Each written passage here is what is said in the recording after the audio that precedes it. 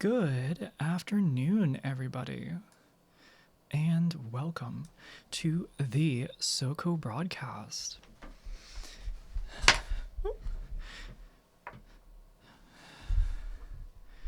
I hope everybody has been having or had themselves a good weekend. Man, oh man, I have been stacked up quite a bit. That was insane jazz. I love it. I love it. I love it. Makes me feel alive. Makes me interested. Catches my ear.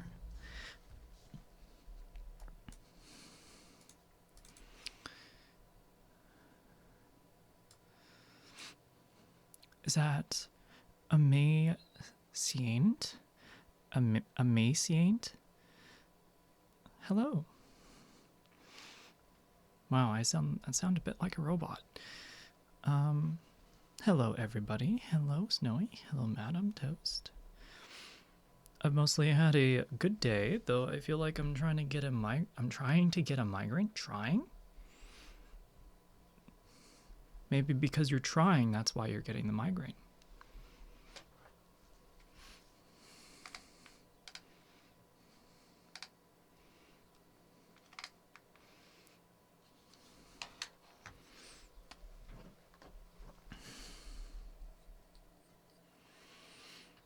One is trying to develop.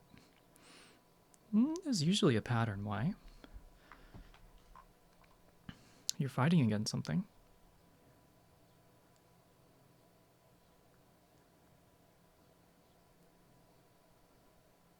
Or maybe you just need some water. In which case, you're fighting hydration. Didn't sleep well? I was gonna say, when it starts getting too late for me to be up, that's when I start getting a migraine. How am I? Or how has my day progressed? It has been good.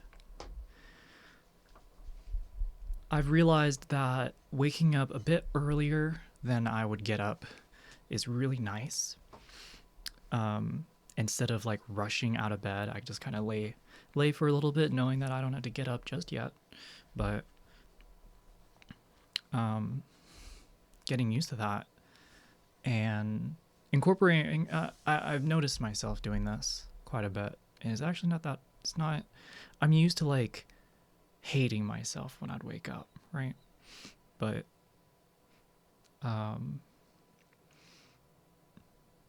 was it?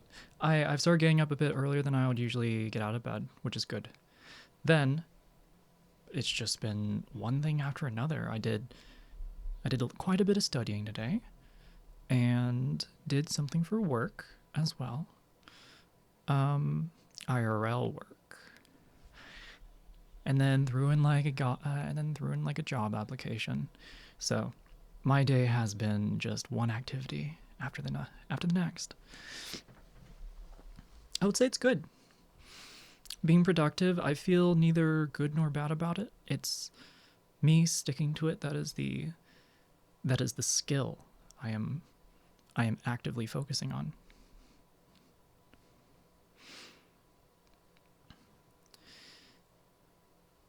Did you have to get a shot today? No, this was from I think Thursday or Friday. I can take that off. Actually, I got one here on this side too.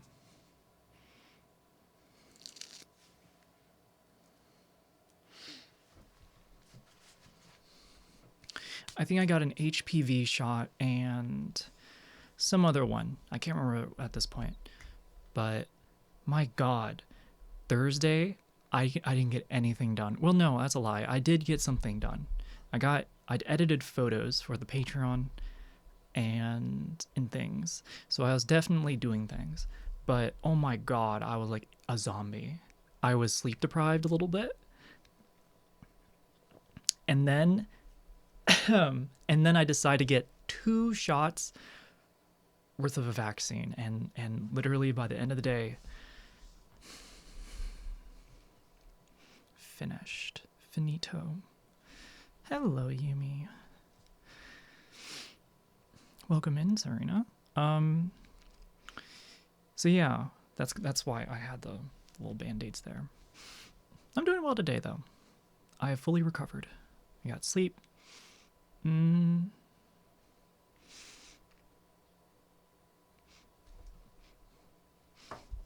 I've not taken a Zyn today just yet. I don't want to say yet, but I have not been taking any nicotine for the past 2 days, and I can feel the difference. So I'm hanging on to that. Hanging on to it. Y'all hear that? She's a zombie. I used to be.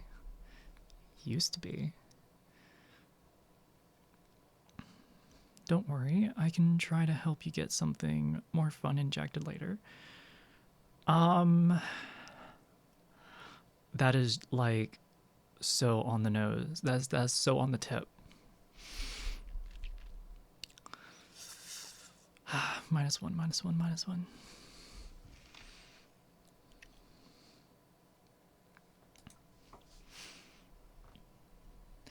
Did you quit nicotine cold turkey? I don't want to say cold turkey. I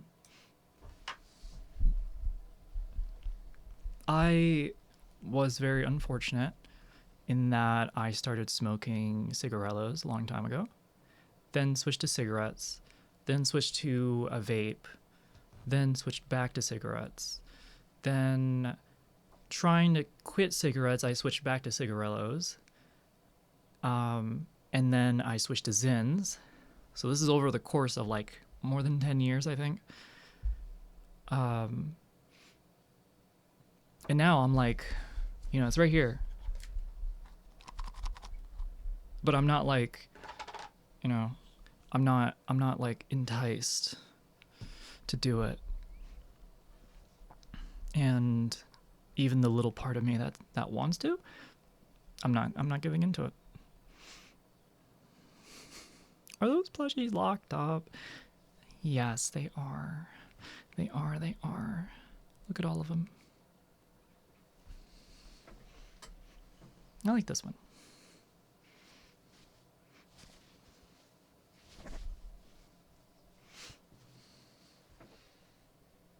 It is a sheep, if you can't tell.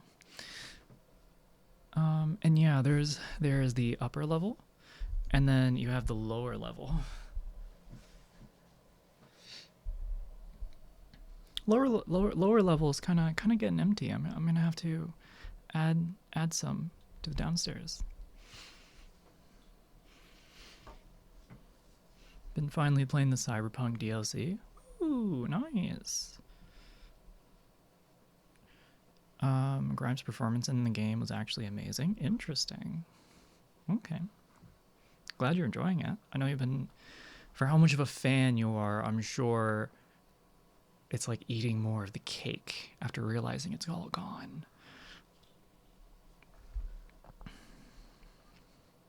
Trans sheep is cute. Always.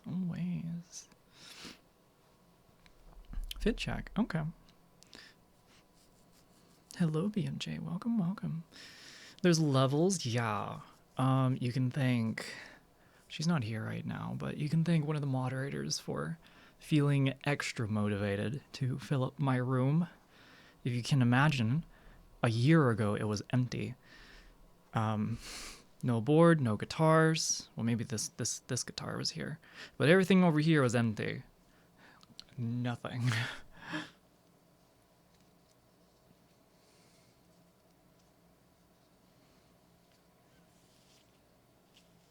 It's all super happy, the DLC. That's cool. Just like all good Cyberpunk stories. Oh, you're being sarcastic as fuck right now. Okay. Super happy. I'm gonna take that with a dumpster of salt.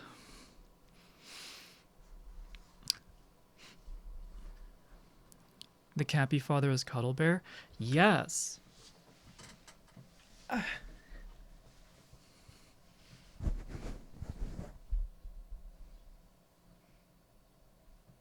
You have anything good to say?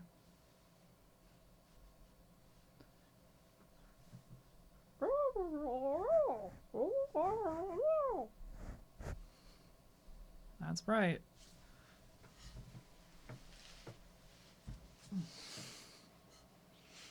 They're a little shy. That's why they're hiding back there. Is that an orange? No, it is a tangerine or a mandarin. It's both.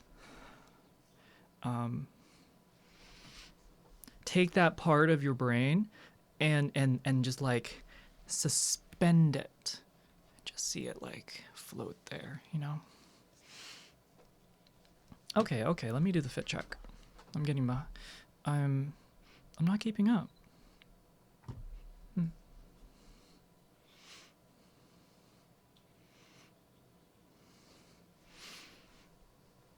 The plaid drip is great. I wanted to wear something cute today. I wanted to wear a dress. Even though I think my legs are okay. I did not take a shower at all today. Chat. Usually I take a shower before I stream. But literally as soon as the song ended for the intro, I like sat down. I just sat down. It's been one thing after another today. Yumi, I'm not gonna look at the link. I don't wanna I wanna do this first, or else I'm never gonna get up.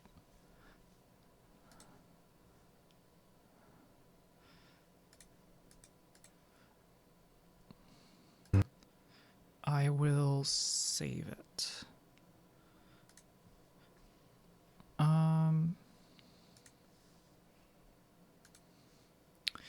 Bam.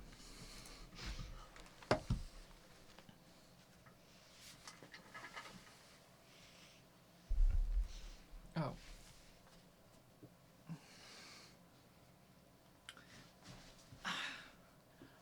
Hold on.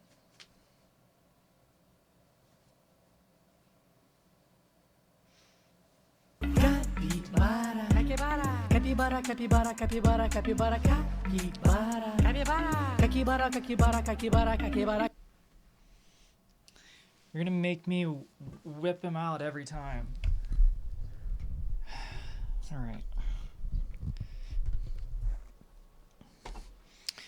Here's the fit.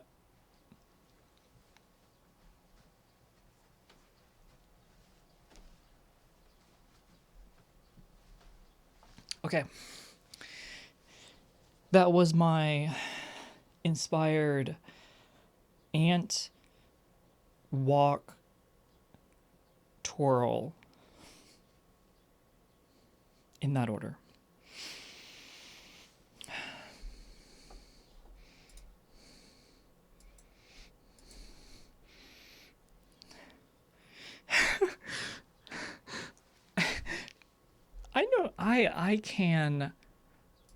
I know how to make a fool of myself, so I think I know how to dance.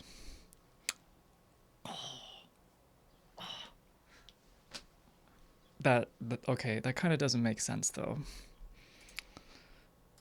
Because there are dancers that are like super cool and that don't make a fool of themselves.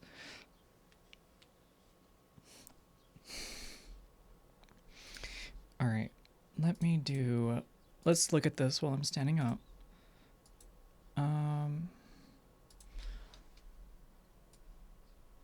Let's see.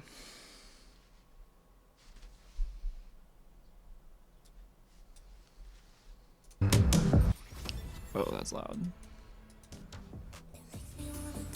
Anon tipped $5. Have you seen this Cafe Barra board game? The Cafe Barra. Cafe Barra. Let's look at this video first, and then I'll look at okay.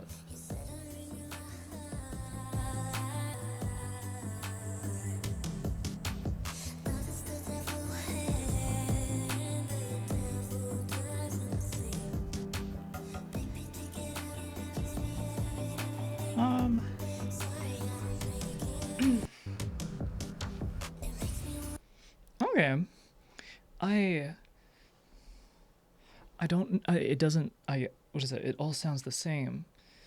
So it's hard to tell when it begins and when it ends. But that's cool. I like the wings. It's cool.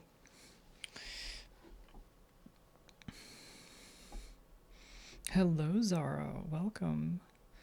All right, what did Anon send us? Have you seen this Cafe Bara cafe board game? It's a board game? Cafe Baraz. Why is it really pronounced Bara? Cafe Barras is a game for 2 to 4 players in which you are building the coziest cafe to make your capybara customers happy and score the most points. Is this AI? This feels like why do I think this is AI? Setup. Shuffle the cafe cards and reveal 4 of them. Oh my god, no, that's real. These cards look legit.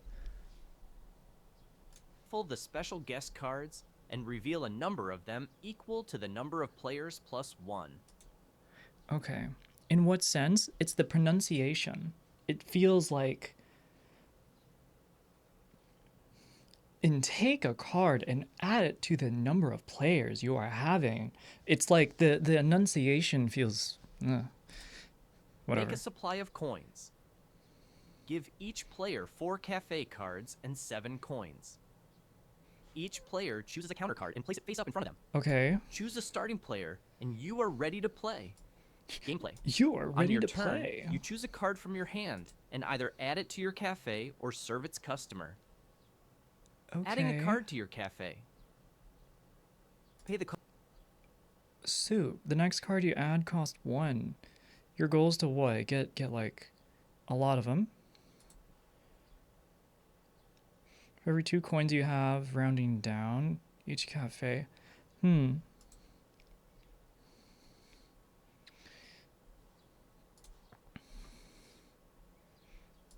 Let's see. Cafe Barras. I'm actually kind of open to I recently learned how to play Settlers of Catan, but like hardcore wise. I'm gonna keep looking at this. It's just a card set. Just a card set with some coins. Happy reminder, AI can often pass Turing tests better than people.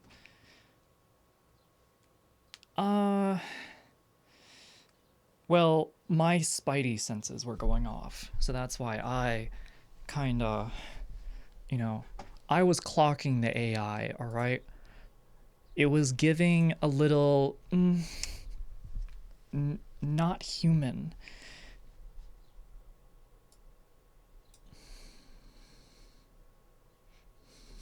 Oh my god.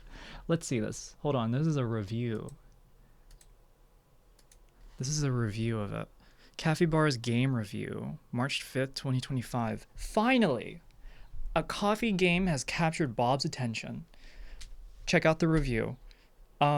Cracking wise about my 2 hobbies in life, coffee and board games, a friend asked what I would keep if I had to choose. Without hesitation, I chose the Joe, so the coffee. Okay. I've long wanted to enjoy a game about coffee.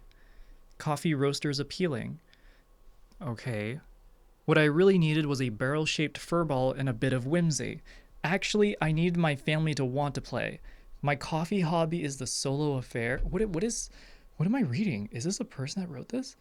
Woefully unoriginal. Multi-use cards have a delightful built-in tension. In capybaras, the top 2/3 of the card plays as a feature for your cafe. Beverage item, food item, element of style. Chief among the details is the icon at the top, one of the 6 that might satisfy a customer's desire.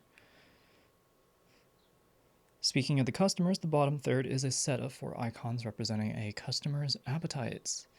3 icons are edible, while the 4th is one of 3 decorative clocks, marks of style.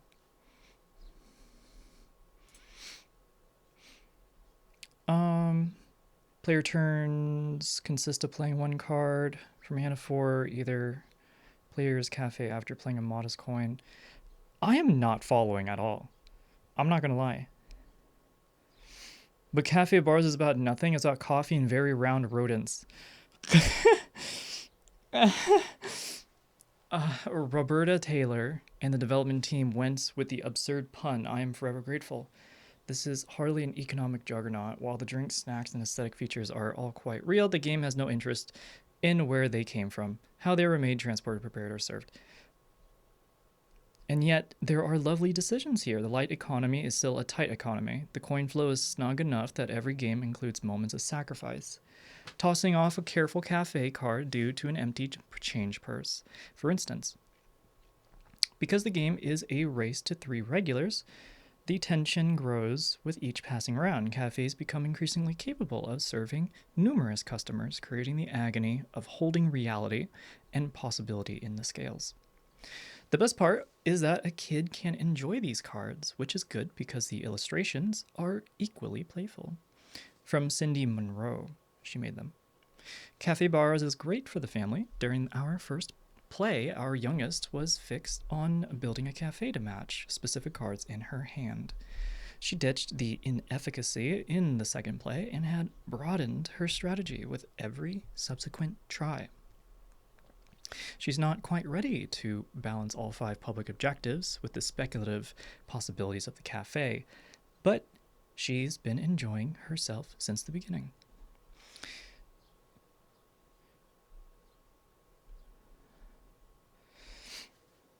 At 2 players, Cafe Bar clocks in at least less than half an hour. Okay, that's pretty short. At 4, it pushes an hour. Interesting. But with each additional play and increased familiarity, the exit ramp appears faster and faster.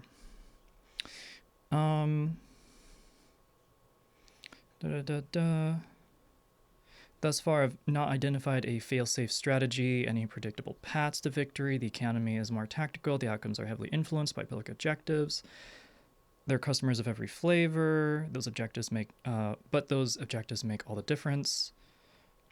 If I must complain, I choose the card market as a target. Though the rules make no provision, I would allow the blind draw as a 5th option. Sometimes the 4 available cards lack a proper magnetism. The blind draw is secretive and a little exciting. I think the game can bear that load. And speaking of cards, what money KTBG had left after developing the gameplay, they poured into the card stock. No one rifles the entire Cafe Barros deck. No one. Wait, no one riffles the entire Cafe Barros deck. No one. Cafe Bars is a low-key winner for the family. Okay. Gets a 4 out of 5. Great, would recommend. Interesting. Yo, good. Interesting. All right. This title here was very misleading. Cool. All right. That's going to stick with me after reading this little review from Bob Pays Hosky. Okay. Who?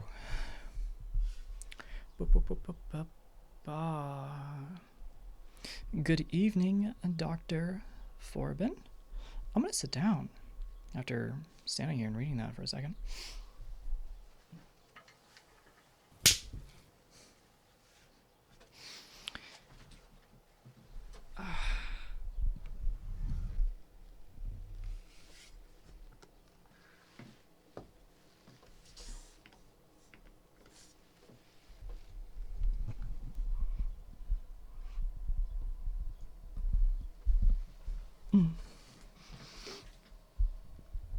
SoCosion? That's not a word.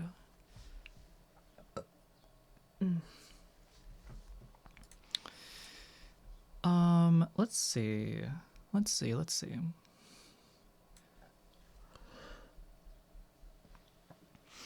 Oh. I guess for like a personal update to finish things up. I have made 2 resumes now. I made a photo resume and I made an IT resume. And lo and behold, I have discovered something. I have discovered that I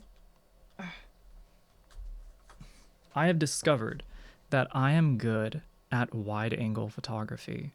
And so what I did was I made folders on my Google Drive.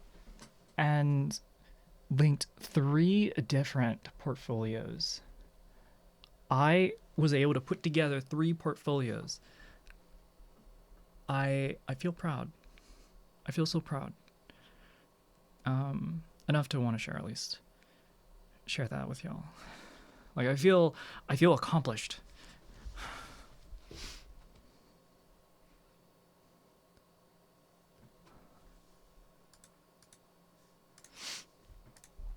I want to see the photo resume. What modeling agency have you applied to?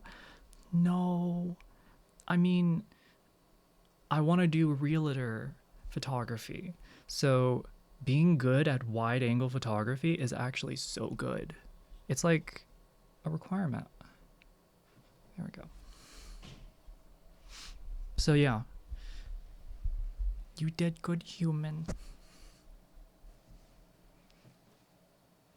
I like that. Yeah. Wait, real estate photography? Yes. I would take essentially what I've done a little bit of digging around. What realtors, people who want to see photos of a house. People who want to see photos of a house want the story-like feeling of when you pull up to the house, you see the entrance, you go through the entrance, essentially like a walking tour, sure. But it's like at its roots, taking the environment and like exposing it so that you can feel like you're in it. Ow. Yeah. Ow.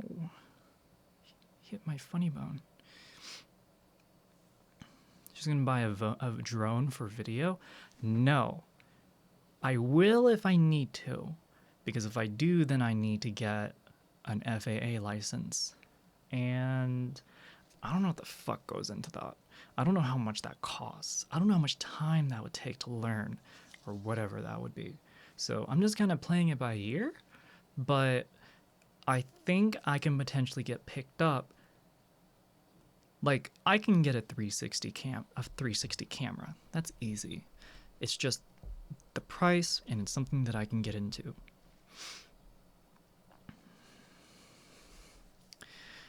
Your resumes your work life. If you ever wondered why they are spelled the name, your resumes your work life. Wait a minute, that sounds so... I know a few people have done that, but there's also Mattersport that a lot more agents have gone using. Yeah, this seems like about it.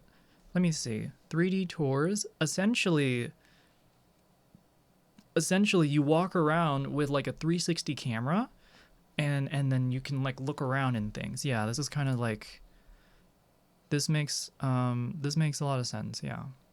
It's just that these are really, really big development housings.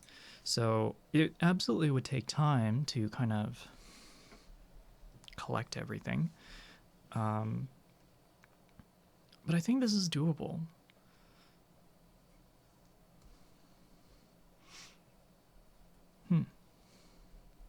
Resume.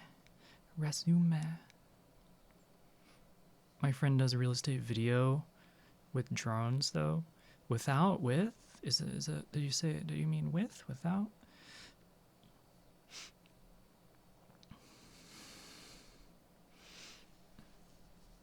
Also chat, this is what I'm looking at. So what I'm seeing here is you have like a linked space within some like engine, and then you just kind of, as you move, you transition from one 3D photo to another 3D photo. It's like Google Maps, Street View. Yeah, same technology, I think, with drones. Okay. I don't know about the drone thing, but something like this seems very doable for me, or achievable. I don't say a doable. There is no try.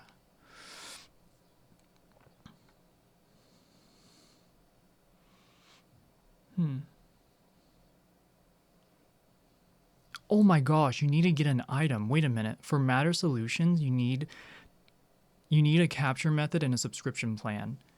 What? Hold up. Look at this. You can get the Pro 2 plus the Professional plan. Only $2,700 for small businesses and teams.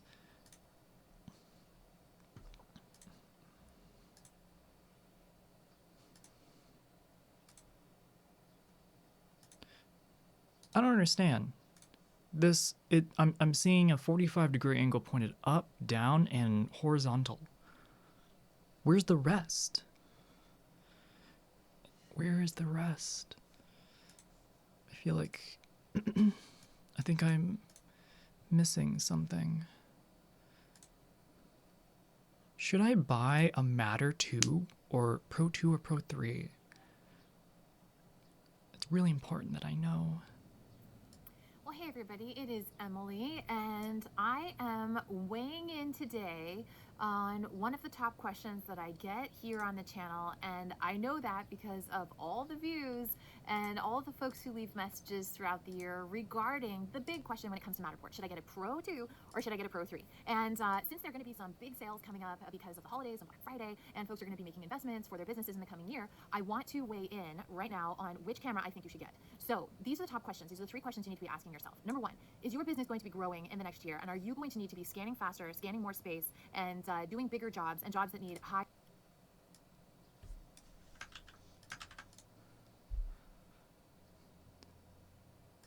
This is a $400 consumer 360 action camera, and this is a $6,000 pro level 3D LiDAR camera. Both of these can scan your... Oh, that's right. When I was thinking of the technology behind the Google Streetcar, it is using LiDAR technology. Watching shit at 2x is such a Zoomer thing. I know the English language really well. I did the same exact thing when I had online courses. I honestly would prefer online courses more because like I can have them speed up and then I can pause it and then I can run it back. I'm getting off topic though. Some of them spin with LiDAR. There we go. Both This of these one. can scan your space using Matterport to produce this awesome 3D virtual tour. It's super impressive and immersive. So what's the big difference between the two, and why might you want to go with one over the other? In this video, let's find out. I'm Benchmakey from Authentic, and this video is not sponsored. However, big thanks to Adoram. So starting with the Big Daddy, the Matterport Pro 3 camera. Also comes with a carrying case, charger, 1 battery, and adapter to mount the camera on a tripod. The tripod I'm using in this video is also from Adorama. It's called the 3-pod with carbon fiber. It's lightweight, great height for those 3D scans, and which, by the way, it's so easy, anyone can do it. You move the camera around your space, indoors or outdoors. The camera connects over Wi-Fi to their mobile app. You simply hide yourself or step outside the room, tap the shutter button to capture. For the Pro 3 camera, it auto spins 360 degrees on the tripod, both snapping photos and auto stitching them together into 134 megapixel HDR image, and also Holy shit, 135 megapixel image? Chat, that is huge. That's massive. Oh my god. Your phone can do all that? No. First of all, a 360 camera captures 360 degrees. And the only way you'd be able to do that with your camera is with your phone is if you like stood in place and like rotated yourself, but then that also wouldn't like track onto there's too much going on. There's too much that's not there with a normal phone. An iPhone can use LiDAR, or what is it? They can take advantage of a specific technology that they use for your facial scanning. And actually you can take advantage of that. There's like a VR company. It has LiDAR. Yeah. There's like a VR company that you can do that to your face to, and they like give you a VR like set that's like molded to your bone structure.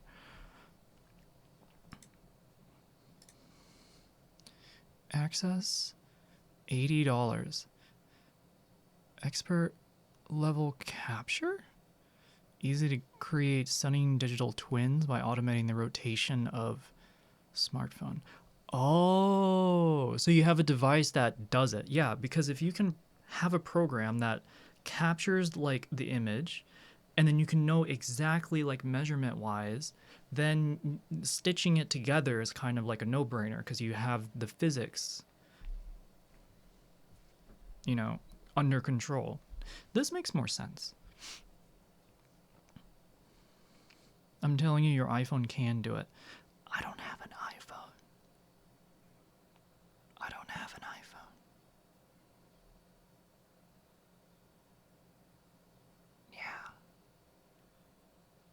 hence my correction. Oh.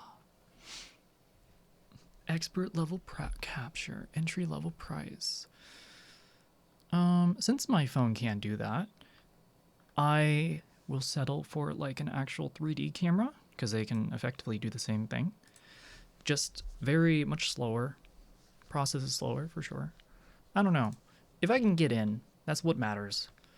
It's about getting in, chat. Getting in. Nothing else matters. Because then they're going to be like, oh, you don't know how to do this? Oh, I guess I have to teach you. Damn. And it's like, okay. You can't fire somebody who's willing to learn. It's just getting in. By the way, no body will be finding this fucking account. So I am happy to say whatever bullshit that happens I come across. Secret revealed. What phone do you have, if I may ask?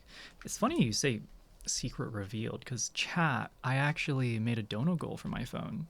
So chat already knows, but I have the Pixel 8. Pixel 8 Pro. And I gotta change the screen on here. We bought that shit. Yeah. I own a percentage of that.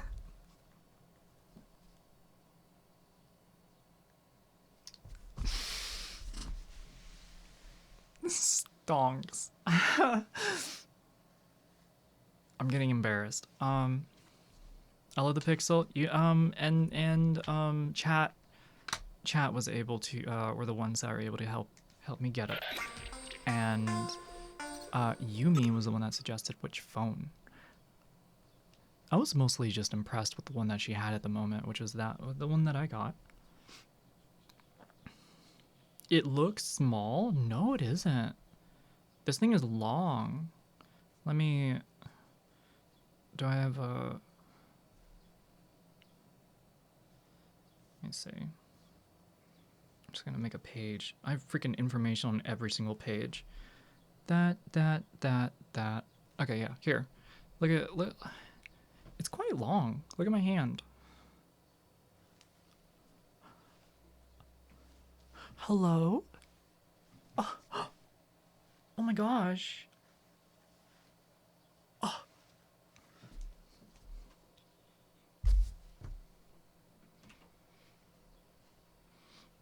Wait, did you just buy it off Yumi? No. Brand new. Or actually no, not brand new. I went on a site called Swappa. I've been buying my phones for like, I don't know how many years at this point from swappa.com. Highly recommend anybody who can buy from that site. Highly recommend. Used phones, it technically is used, but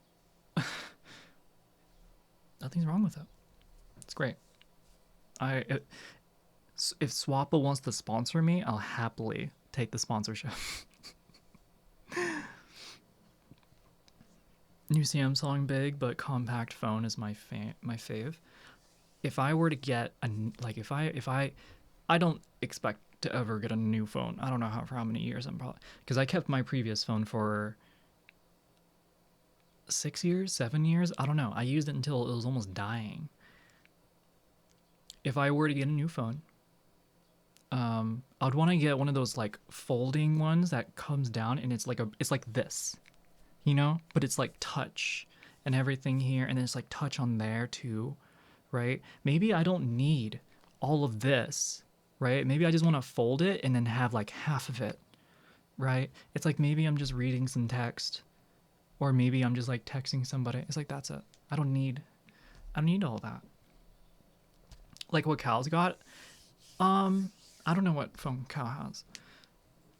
If I don't know. I think it's like a Huawei. So I know that I'll never be able to own it because it's a Huawei, but there's like a specific one that does that. I'm with T-Mobile, so I upgrade regularly for fairly cheap. I gotta think about switching.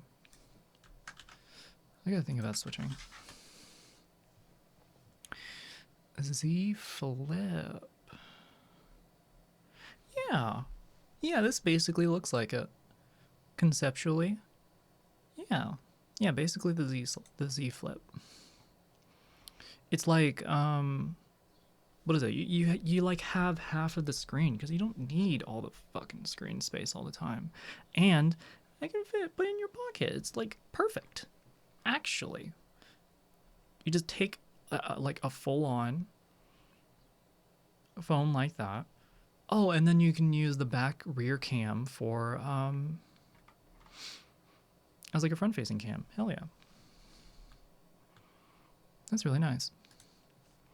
I'll think about it. I hope by the time I want to get a new phone or another phone, that shit will be less than $500.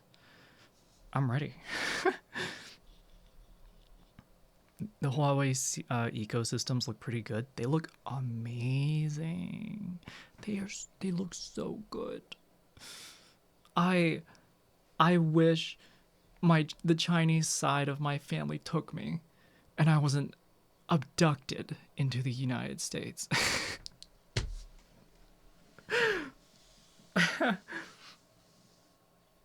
Okay, that came across a little strong.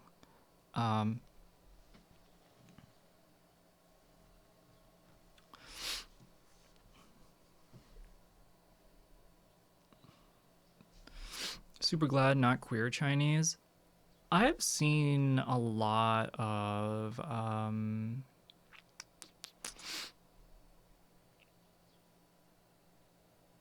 I've seen a lot of stuff come out of China. So I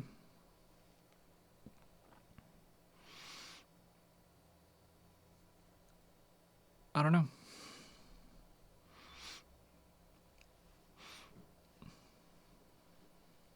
You're a percent Chinese.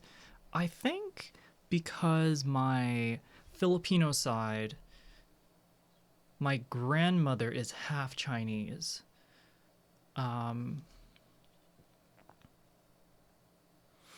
So I think, what does that make me, like a quarter, right? Because it just like halves, right, with everything else. Yeah. So I'm like, I would say I'm definitely a percentage, not a massive percentage. Like 15, yeah, probably 15, maybe less. I don't know.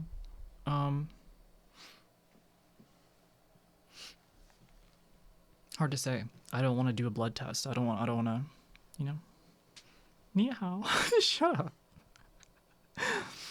China's progressing, right? Yeah, they've lifted like, what is it? They've lifted over 1 billion of their own citizens out of poverty within a generation.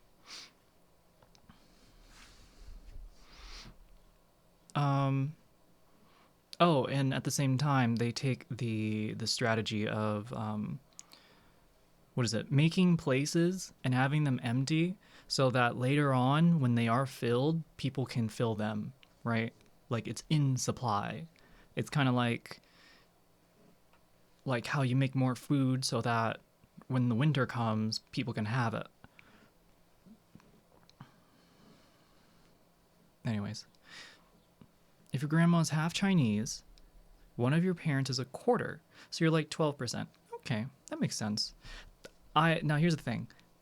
There are so many ethnicities. I want to say ethnicities. I want to say not necessarily culture. So many ethnicities that I can like name, and it's like I'm just a mix of so many things, right? I'm a little bit Chinese, a little bit Filipino. I'll say mostly Filipino. And then on my dad's side, there's French, Native American, and I want to say Spanish. It's weird.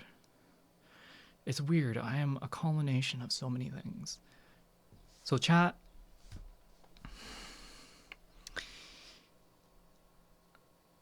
SoCo's that mix and just looks Hispanic. I am the culmination of the global south. I think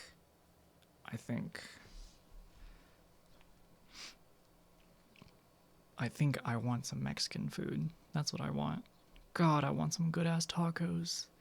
I want some pico de gallo. with some sour cream and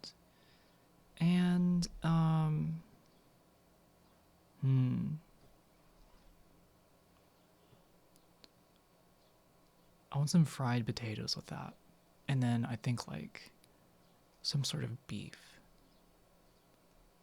Okay, I'm daydreaming now. Half German, half Mexican, but a lot of Spanish Basque. Basque on that side. Basque, I think I'm saying that right.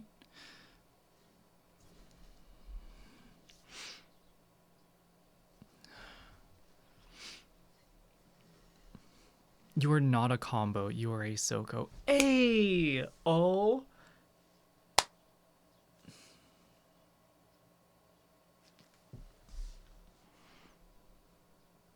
I like that. Can I make that a quote? How do I quote that? Can somebody quote that? Who knows the commands? So one of my grandparents is fully Welsh and two of the others are like half Welsh. What does that make me? So here's you. Here's one of your grandparents is fully Welsh. And two of the others are half Welsh. Two of the others.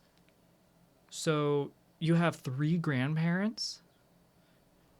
Is this what you're saying?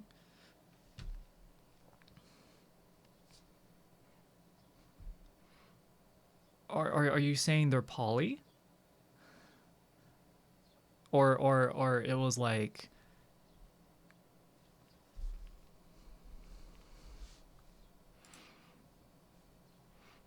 I don't know.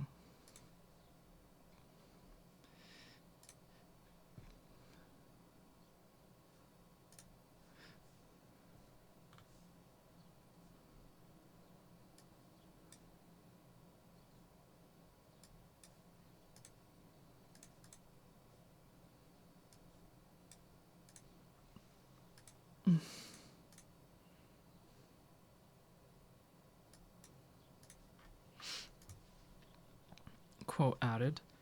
Fuck it. Let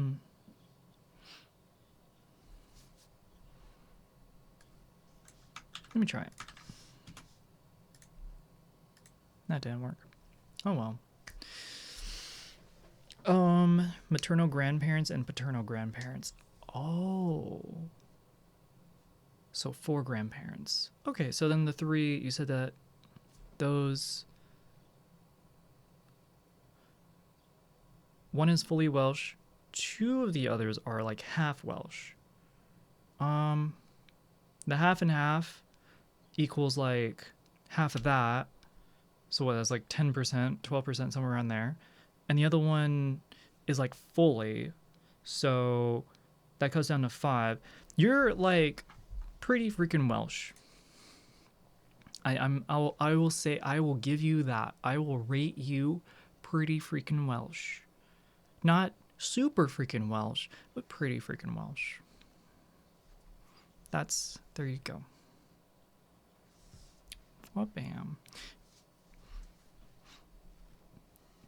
I'm a Saiyan Racid. Racid? Wait.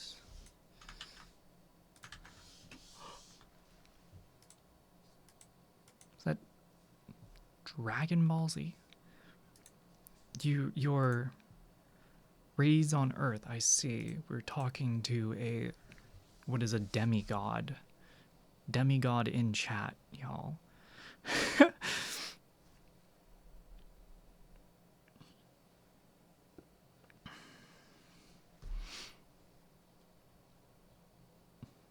As white as half and half, yes.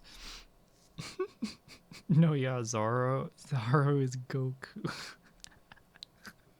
Just Goku, you know.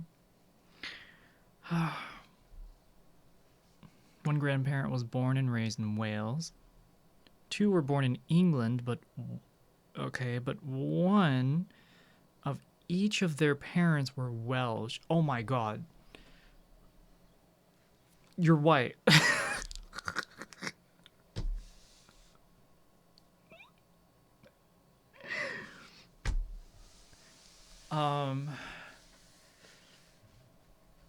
Yeah, I don't know. Still makes me feel queasy to think that about 10 to 15 plus years ago, there was some French in the family. Yuck.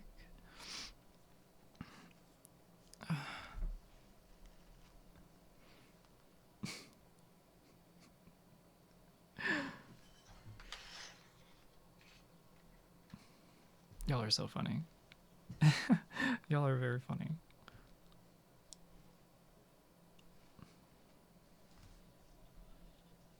Chris is basically mayo mixed with milk, cream, and ranch dressing. Oh. God.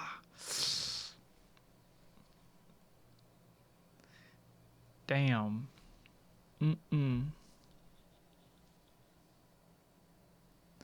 God damn.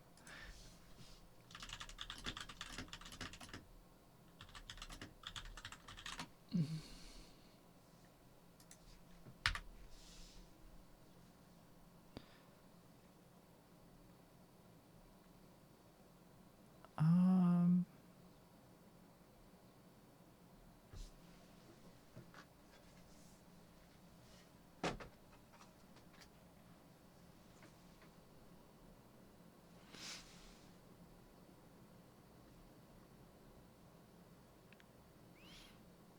Mm.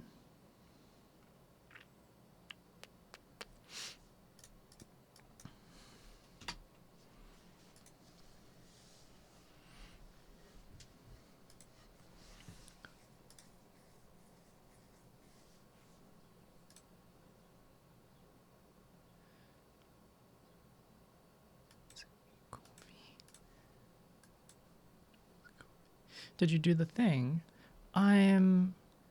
I can't remember which bot was the one in chat that handles this.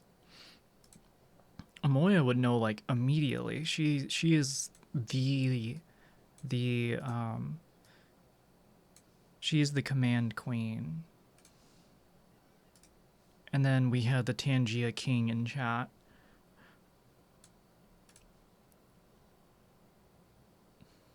Probably should have saved that line for some better timing.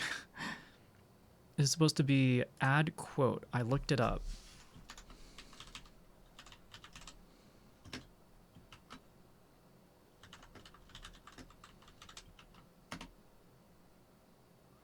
No, that doesn't work.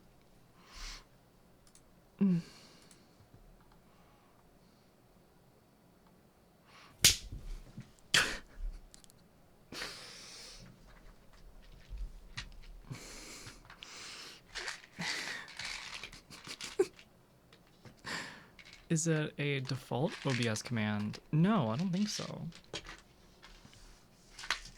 Stream. Hold on.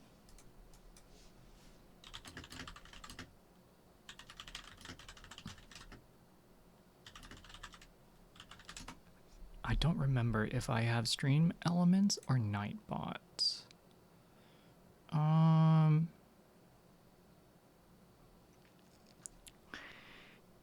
Yeah.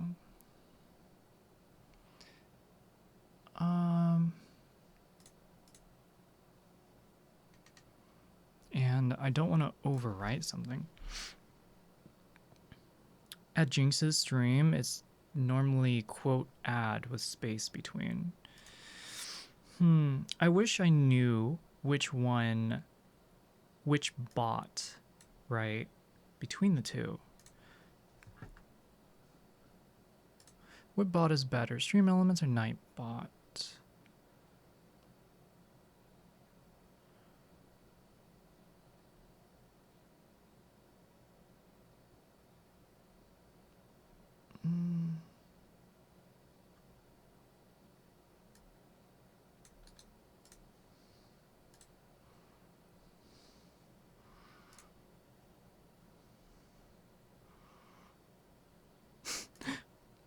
Hands hugged hands.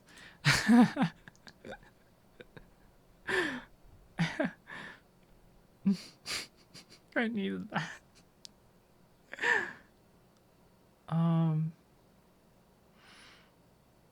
Okay, not all the commands are there, because if you do exclamation point slap, that works. So I don't know.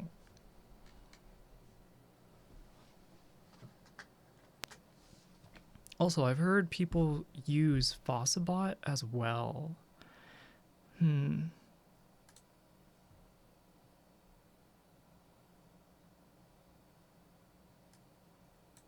Let me see Nightbot commands. Maybe I can figure it out.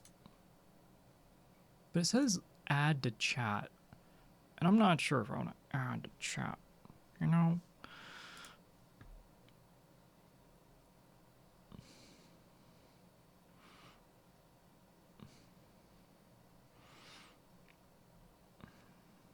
Soko's 5'11", 71 inches. I am a meter. I thought being a meter tall is like a real. Well, no, I'm almost 2 meters tall. That's crazy. How am I?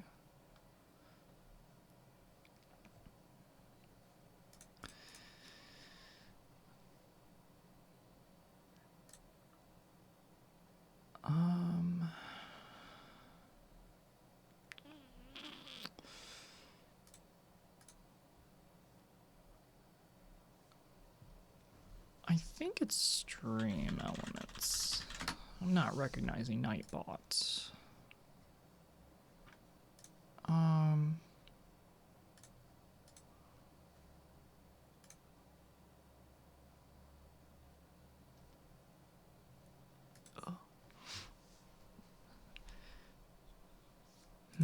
Get started. Twitch.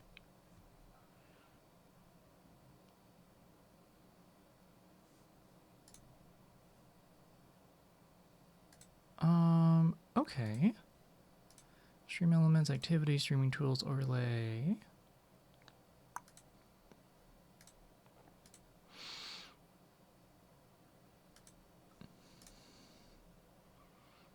Okay, cool. I can see the activity feed. I was saying to someone the other day that you were the same height as Peachy. I'm glad I got that right.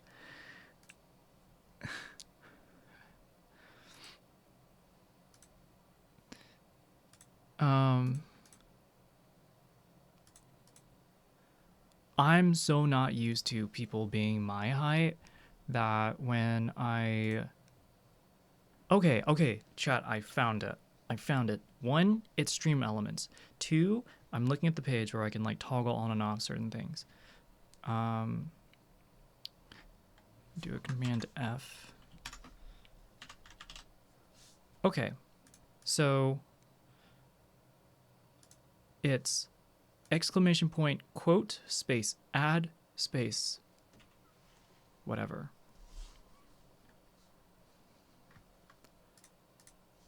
If someone wants to try themselves.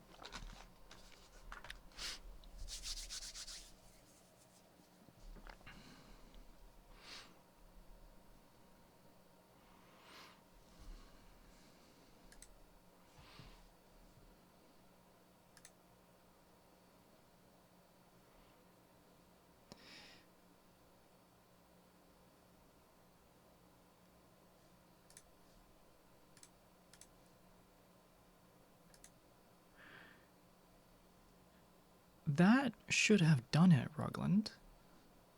It says command cost. None. User level, everyone. Cooldown 0. Exclamation point quote.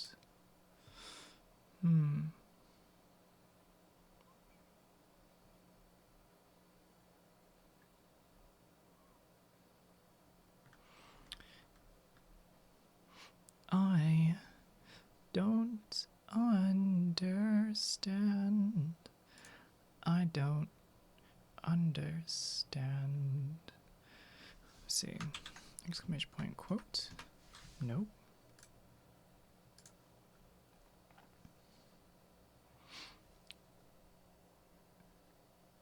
Ah, okay. Well, I think what I'll do is simply override the default command and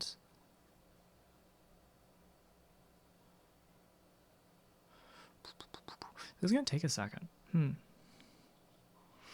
The adding quote function is not working, so I don't know. Oops.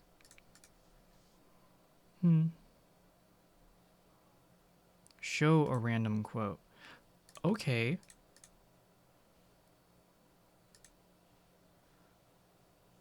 Command alias. Command cost. What triggers the response? Strange.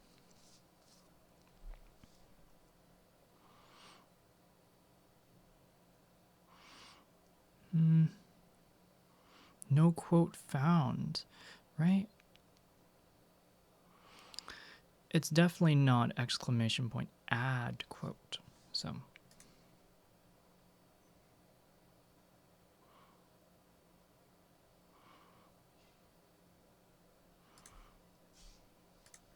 tell that to Google.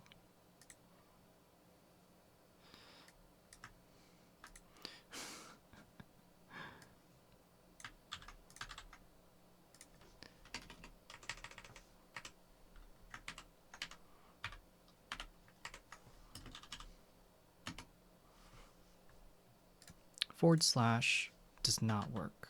No.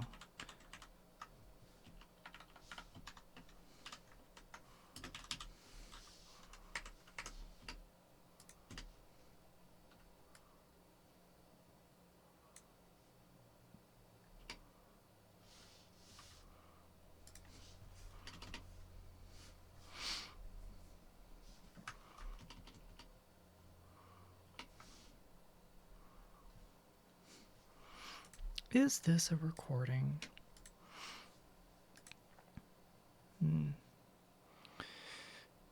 Q.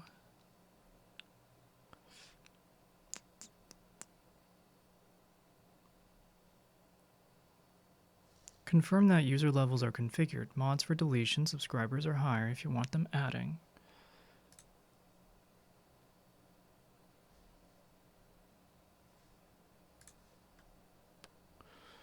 I see user level, and it's on everyone. That means even you at home who is watching this on not a Twitch account. And everybody, just like everyone who's typing in chat. Exclamation point raid out. You just want to end the stream. Okay.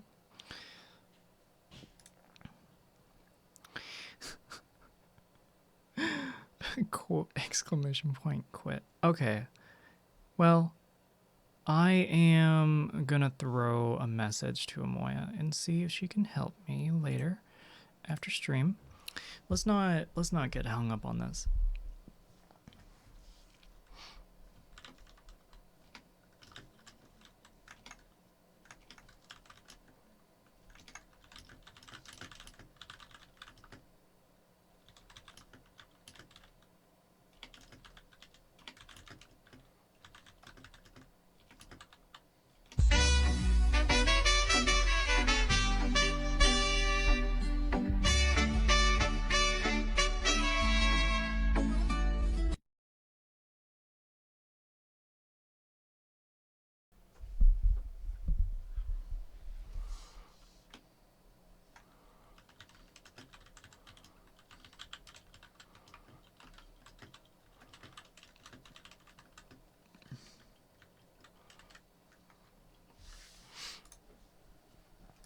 All right. Miss, I don't know other ways to be on here. You're talking to me on a regular account right now. I think you're watching me exactly how you should be. You recognize that song?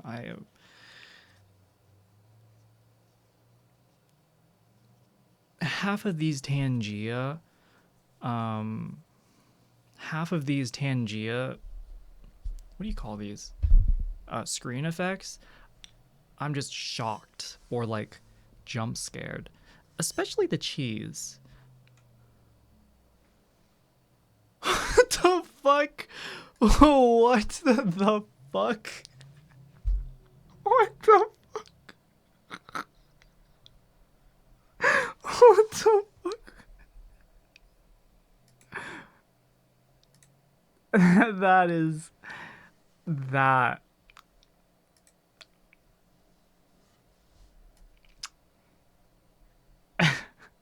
I don't know what to say to that.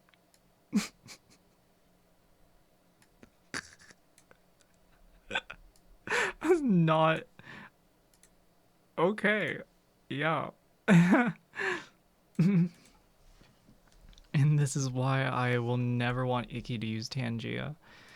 I am gonna see how much more I'm willing to be with it. But ultimately, I do hope to have a little bit more of a constructive stream. Right now, it's mostly just us chilling, you know, talking shit, sharing each other over the internet. That being said,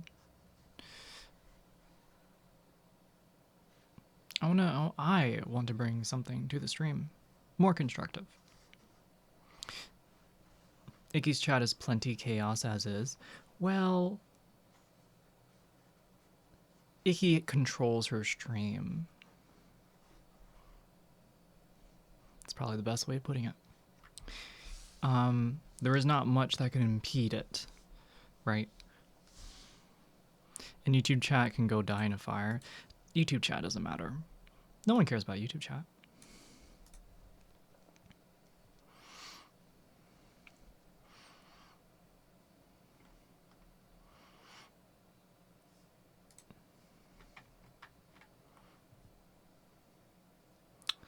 Okay.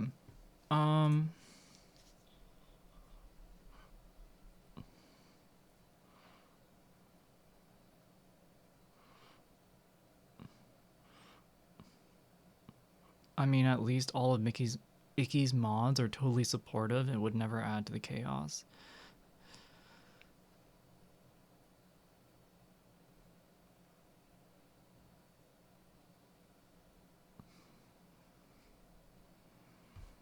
I believe you.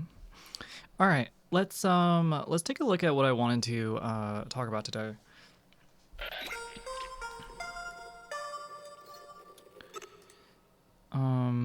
Anon, thank you for the tier 1 to Yumi. Thank you, thank you.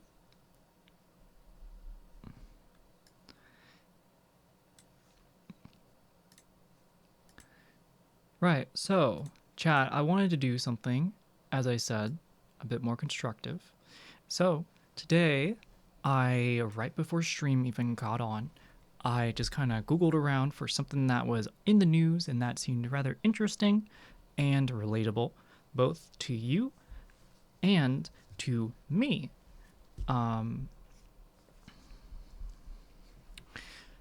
So, there is, or today, published from OpenAI, a message from the developers of ChatGPT to users. So let us take a listen to what they said. But ultimately, from the headline, you can't really tell much. But OpenAI has made I don't want to say a time limit, but they have some sort of there are people who spend hours and hours sitting in front of ChatGPT and just talking to it back and forth, and what they essentially are doing is trying to limit the amount of time that you spend on a specific conversation.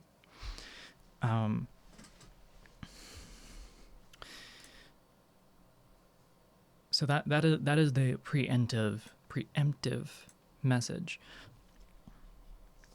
We built ChatGPT to help you thrive in all ways that you want, to make progress, learn something new, or solve a problem, and then get back to your life. Our goal isn't to hold your attention, but to help you use it well. Are you trying to rein in AI psychosis or something?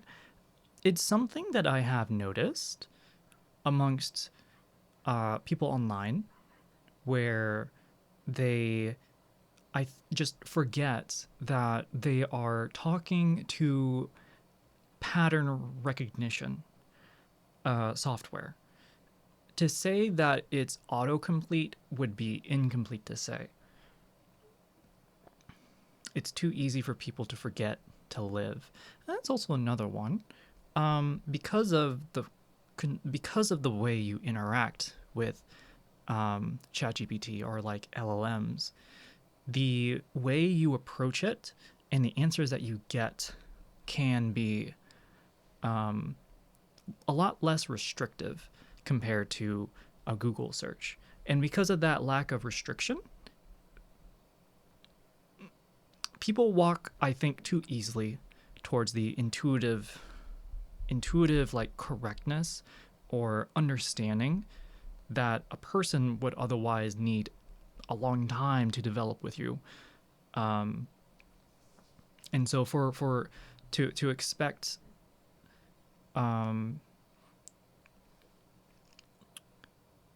there are people who are replacing their brains with ChatGPT.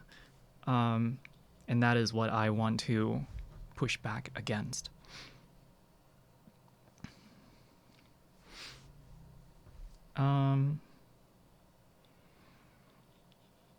I had that problem long before AI was anything but a pipe dream.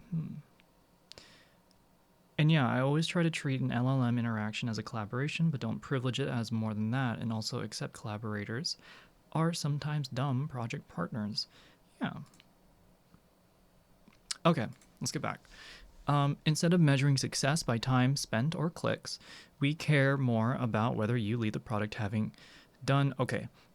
When I read stuff like this, you know, it's beautiful. It's like flowery language. What I'm looking at is the core concepts of what has been done, and for the reason why they think. Because these are the developers. Ultimately, they want people to use it. And they also, at the same time, want it to work. So there's a lot of things that are moving. We pay attention to whether you return daily, weekly, monthly, because that shows ChatGPT is useful enough to come back to. Our goals are aligned with yours. Big brother, okay, I'm just kidding. In ChatGPT genuinely helps you. You'll want to do it more for you and decide to subscribe for the long haul. So this is what a helpful ChatGPT experience could look like. Help me prepare for a tough conversation with my boss. ChatGPT tunes into what you need to feel at your best with resources like practice scenarios or tailored pep talks so you can walk in feeling proud and confident. Not gonna lie, if somebody asked me how to prepare for a tough conversation with anybody, I would be like, watch The Good, the Bad, and the Ugly, and then watch another Clint Eastwood film, and then watch another Clint Eastwood film. Just match Clint Eastwood in the film. All right, second thing. I need to understand my lab results. It explains the numbers and helps you ask the right questions of your doctor, so you and your doctor can personalize your care with more information. Because this is a public, platform, ChatGPT takes all your information and uses it. This is not good. I don't think this is a good thing. I feel like this is something that should be done locally, or at least done locally with the doctor, I feel like. That is an interesting concept, I think. In the future, doctors will have their own form of AI models that help gauge, I guess, like in more depth medical knowledge, and it can be like something that can help patients. I don't know. It feels like they're trying to have people cut down on silly intensive usage. I can definitely get behind that, yeah. You realize there's a hospital in China that was just on the news where it's all AI. I've known for a while that China has implemented a lot of AI functionality to their medical system. I didn't know that it was all AI. I'd love to actually see that. But as far as I know, like the extent, this was actually some years ago, so it is rather outdated. But like they would take, it's like kind of like an automated form of, if you're in this district with this stuff, then these are the benefits you got because of like where you are located. And it's like dynamic to where if you move, you don't have to update anything. It's because of your address, that's what determines it, and such like that, coverage and price and such.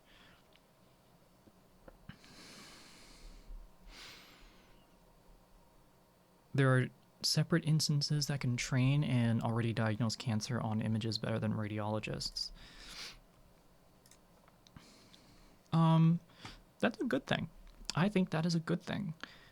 I don't think that's going to cut radiologists out, because then it's like the active benefit of having someone there is, then what's the point? And no, in the medical field, like, I don't know. I'm not a doctor, but I do know trusting a person with your life is, I think, a bit better. At least like front facing. You need that human interaction.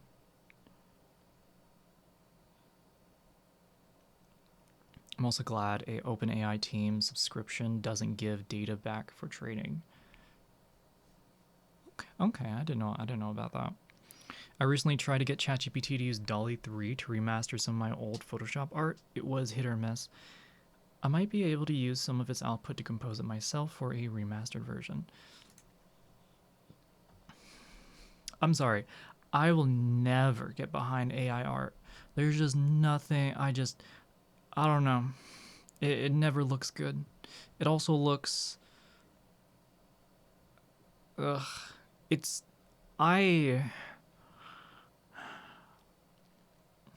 especially for art. I don't think that's a good thing. Okay, let's keep going. I'm feeling stuck. Help me untangle my thoughts. It acts as a sounding board while empowering you with tools of thought so you can think more clearly.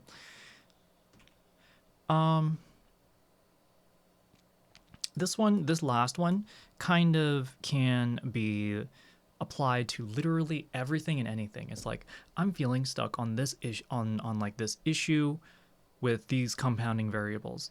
What would be guidelines generally that would encapsulate solutions for the situation? Something along those lines. General, and just taking points of contact within reality to link things together, like brainstorming.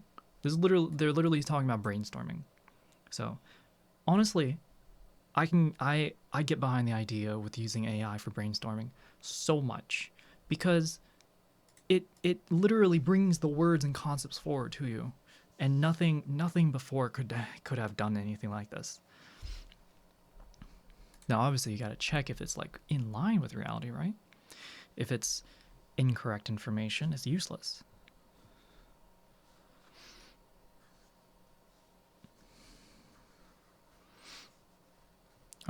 I've seen some people, including some streamers, say any and all use of AI is bad.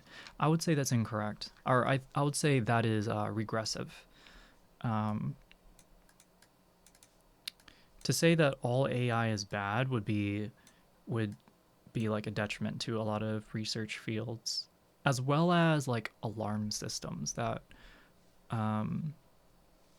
would otherwise require someone to be there.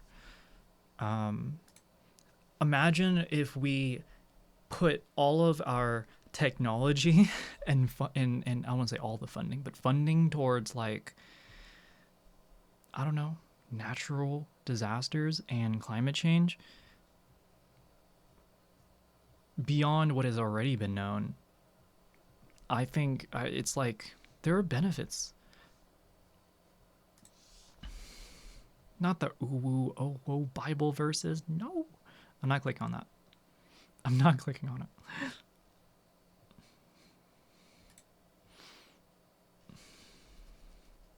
Okay. Often less time in the product is a sign it worked. With new capabilities like ChatGPT Agent, it can now help you achieve goals without being in the app at all, booking a doctor's appointment, summarizing your inbox, or planning a birthday party. Oh man, that kind of gives me an idea. Chat, at some point, there won't be any receptionists because you might have your phone's AI talk to the AI that's at the office and organize a meetup. And that's how you'll communicate and like see each other.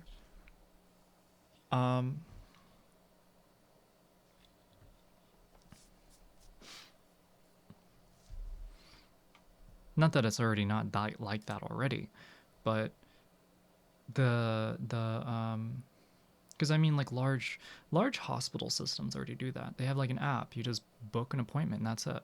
There is no person to sit there and like tabulate a date and a time and a name.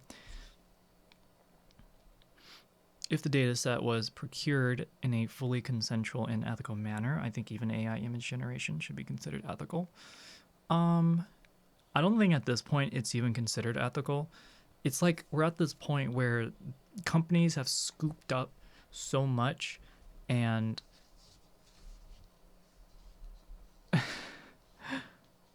it's like to say it is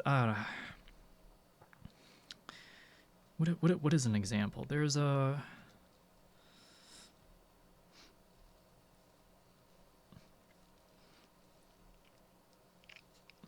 I guess it's like guns were used to defeat Nazis in the past. Guns were also used. This is like very, the wording is strange, but like the tools used to create these things, and then the origin and philosophy behind it.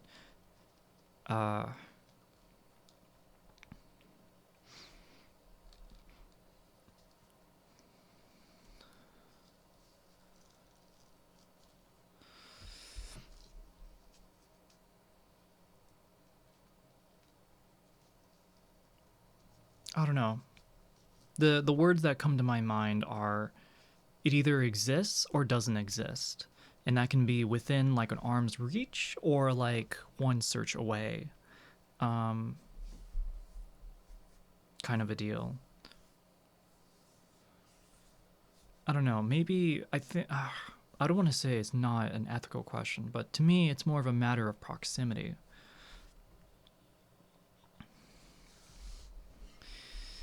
What is this? AI art generator. Artists are collaborating with a new ethical AI art generator.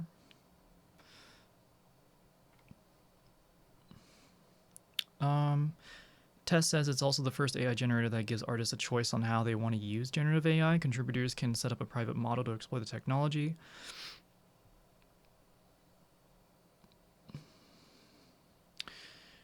She says Tess has protections in place to prevent its models from producing images in the style of an unlicensed artist, and that the additional training on specific artist images means that outputs are significantly transformed from what Stable Diffusion would produce alone.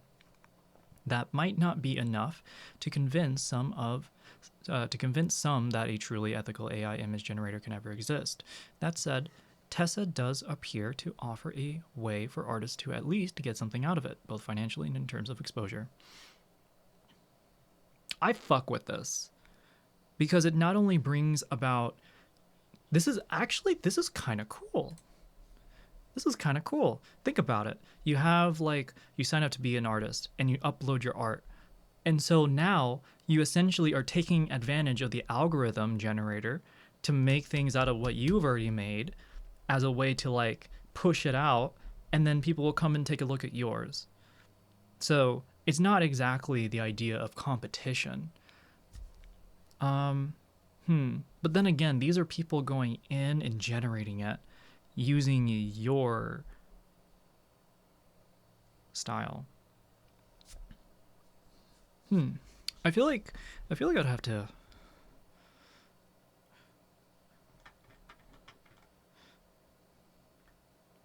Let's just see how this how this comes about. This was a year ago. I don't know where it is now.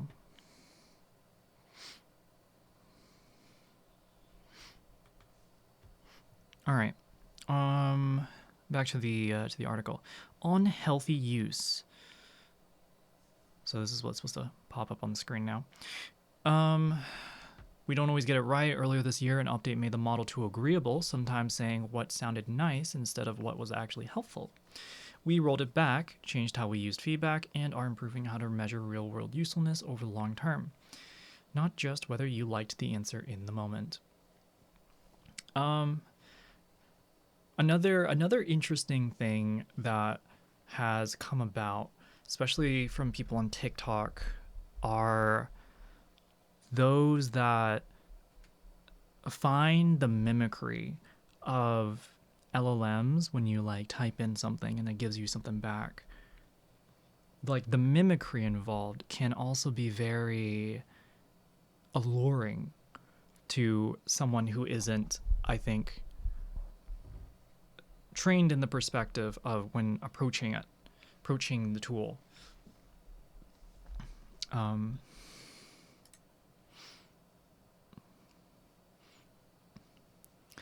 So we also know that AI can feel more responsive and personal than prior technologies, especially for vulnerable individuals experiencing mental or emotional distress. To us, helping you thrive means being there when you're struggling, hopefully helping you stay in control of your time, guiding, not deciding when you face challenges. So that's actually, you can't stop this. I don't know if there's a way to stop this. To us, helping you thrive means being there when you're struggling. Okay, whatever, who cares about that? But the idea of helping you stay in control of your time, guiding, not deciding when you face personal challenges. So it's like, what I really noticed a lot while I was in school were people who asked questions that they should be asking themselves, and as a result, be taking action about. And it's like through that action, you find out more.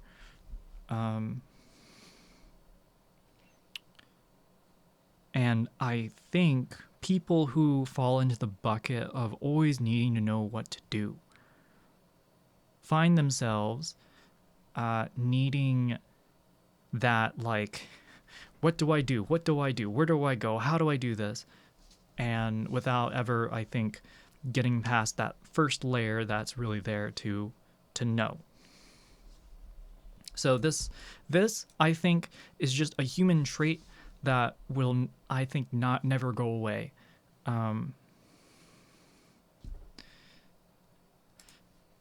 That being said, my early conclusion to ChatGPT doing this is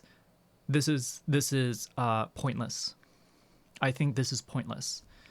It cuts a subsect of people who are using it, but ultimately I think this is a band-aid solution to what is actually the problem. Okay.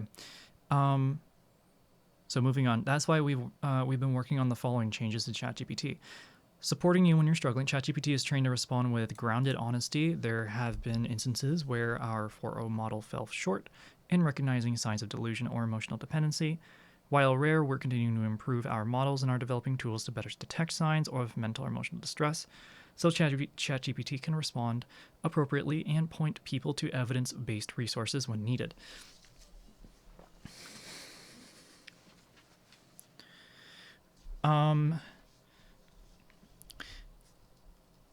I'm really getting the sense that this is supposed to be a psychological or personal help scoped assertion or response to, as I said, the 4.0 model falling short of recognizing signs of delusion or emotional dependency. This kind of goes in line with what they said before about how earlier in the year they made the model too agreeable. So in a way, this would actually go against the agreeability, because then instead of telling you what you want to hear, it will be a bit more neutral and not like attach exactly to what you're saying. That being said, because it is a model, it can be guided in a different direction.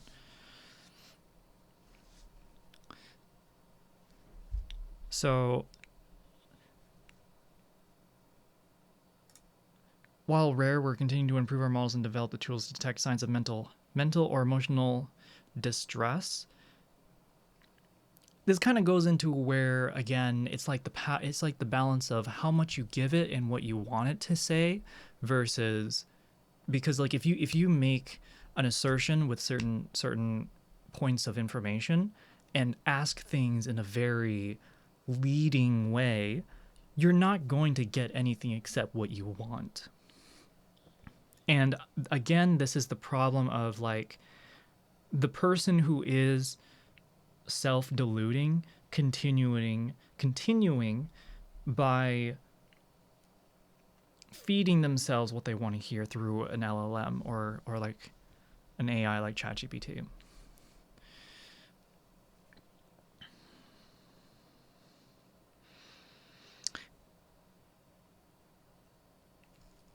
I don't know what the solution would be here. I'm thinking, obviously, just number one thing, going to a health professional themselves.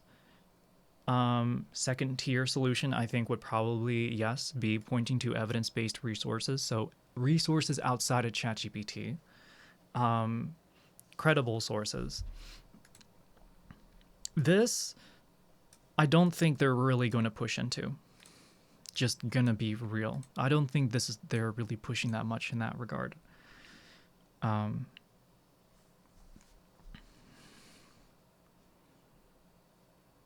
many people can afford healthcare, particularly in the US? Yeah,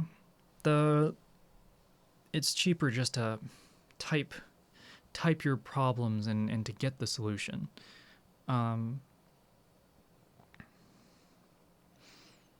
I mean, at least when it comes to people my age, around my age and younger, they're very already well attuned to terminology and concepts.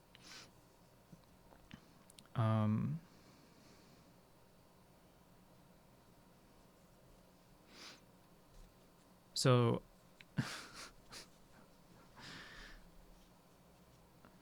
oh, hold on. What did you say? Maybe setting some sort of limit on AI image or video generation could be trained on would be good. Limiting, kind of like copyright limits are done. I don't know what to say to that, Snowy. I expect they actually will do more on that. If someone is showing bad signs, referring them to helplines is a good thing, and also a thing that can prevent debts and lawsuits. I agree. I guess legally, they should have the model say nothing, right? Because then you get situations where you have the AI telling the one person to like off themselves.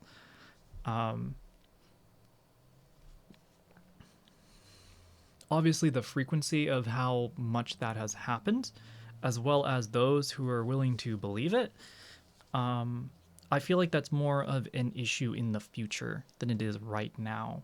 Although for it to have already happened and not for someone to not have done it is good, right?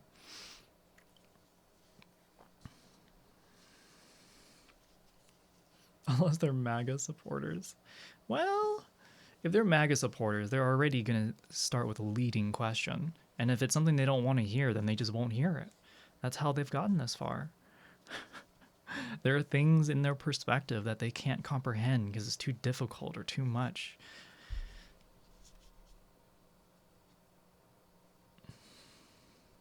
For example, maybe an AI generation model would be allowed to be trained on the art of Pablo Picasso starting in 2043, 7 years after his death. I wonder, I don't know what to say at that point. Will things be that different philosophically in terms of AI with its level of integration within our lives? Or is it just a dud because of how bad it is against climate change? You know? Personally, I think energy-wise and utility-wise, much like this thing, there's going to be people who have access to it because they have grounded concepts versus someone who wouldn't, because they obviously don't have the skills on hand to know what pushing the certain buttons would do. And then there are those who just like want to replace everything with it. Also, hello, Misty. The climate change argument is becoming less and less relevant. What is it? In terms of populism, AI and its reputation is in the dumpster. So, you know, be it what you will, given future projections, it's right now that I'm talking about. On a per user and per query basis, it's become more and more efficient. I figure that. I'm speaking. When I say that argument, I'll be more specific and like scope in. The lack of regulation behind AI databases and data housing warehouses in terms of their energy consumption and how much it draws from the city and places that are not able to sustain it is irresponsibly applied.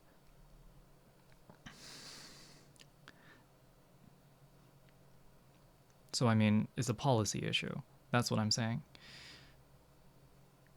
Also, we're in a worse spot of progress for now. Bitcoin was way fucking worse. No real benefit to society. That, NFTs, yeah.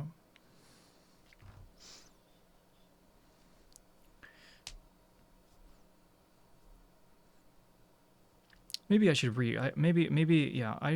I should like think a little bit more in terms of the climate change argument. The entire military industrial complex, like you have aircraft carriers that shovel out so much carbon, and then you have again cruise lines, entire cruise lines that exist. Beyond that, you have billionaires that end up spending, I think, what is it, like 25 or like how many times more emissions versus just one average person.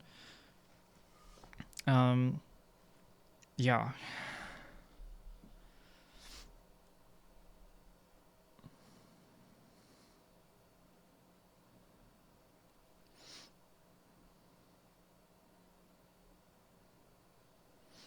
I don't understand the idea of NFTs. I knew somebody who made like a couple $1,000s from NFTs when they're still hype. And he was like, I don't know how I did it.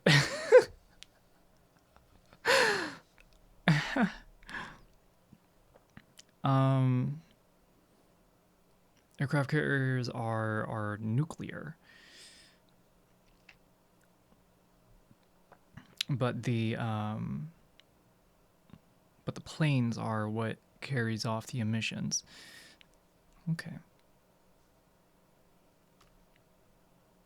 We're talking jets, planes, and choppers? Yeah. In the corporate world, there'll only need to be one model that accidentally transfers company secrets to its global language model for it to be sunk for corporate job replacement.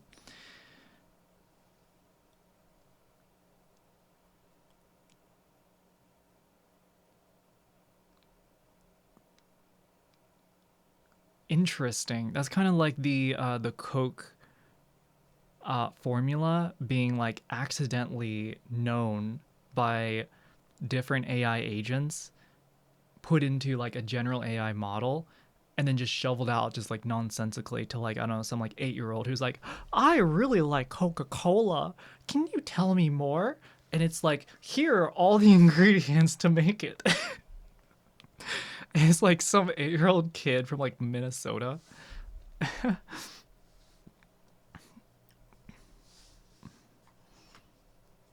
That's funny. I gotta remember.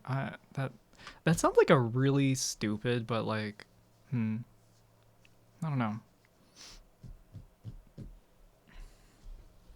Eat the rich. Q Hassan Piker pick. No, QG. Q the G pick. What are you talking about? Where is it? Hold on.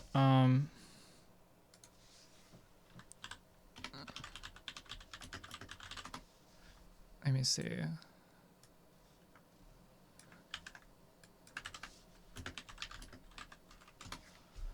Here you go, chat.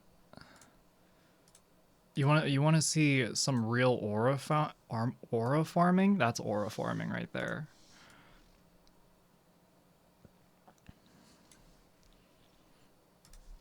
This is like Trump thinks this is what he looks like.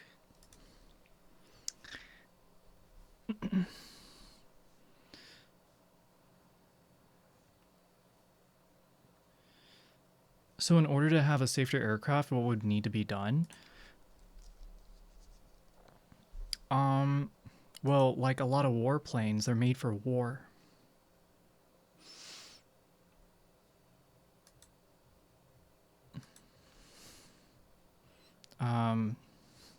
More glorious King Xi Jinping at Solbay. Chat, we are licking Xi's boots because they make billionaires disappear. That's why. You know, they have a billionaire, they go on vacation for a little bit. They go on a little vacation. And they come back. They come back and they're like, you know, actually, like, you know, I am very generous. I love the people. All right. Anyways, let's keep going. Okay, changes to ChatGPT. Keeping you in control of your time. Starting today, you'll see gentle reminders during long sessions to encourage breaks. We'll keep tuning that when and how they show up so they feel natural and helpful. So they're just gonna have like the pop-up blocker in a way. Helping you solve personal challenges when you ask something like, should I break up with my boyfriend? ChatGPT shouldn't give you an answer. Okay, it should help you think it through, asking questions, weighs pros and cons. New behavior for high-stakes personal decisions is rolling out soon. What? New behavior for high-stakes personal decisions?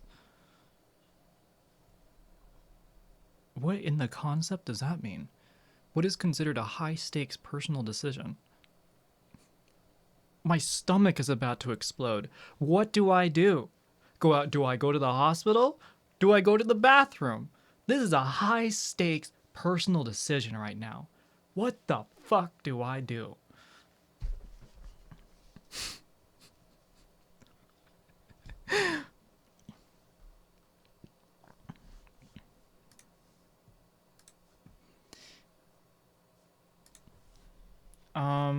Okay. For real though. Easy, throw up. Oh, I'm just gonna throw up am I gonna throw up what was it? Am I gonna throw up a pancreas? Right?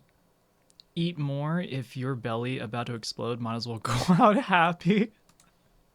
I don't know if I'm about to like die from diarrhea or die from like an exploded what is it called? Not exploded pancreas. What is it? It's the thing. It's the thing right here. It's like I forget what it's called. It's not your kidney, it's not your liver, it's not your bladder.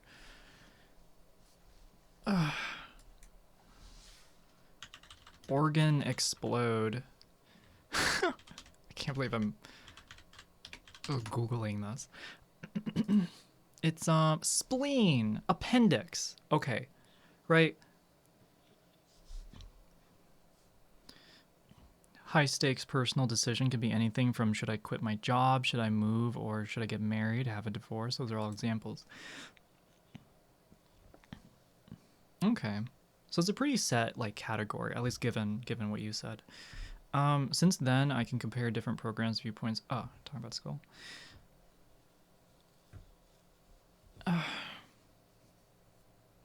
If you need to be yes, then call ambulance. All right. Okay. Back to the text. It should help you think through asking questions, weighing pros and cons. I think that is a start to the to ChatGPT not telling you explicitly what to do.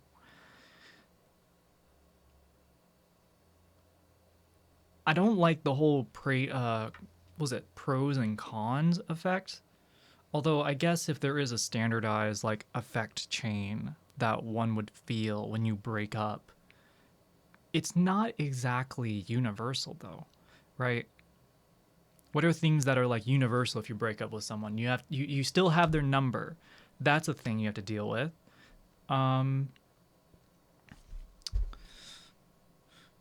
What's another one? I guess things they have, right? But in terms of like the emotional connection, that is unpredictable from the AI's perspective unless you tell them. So I'm like really like the breakdown. The breakdown is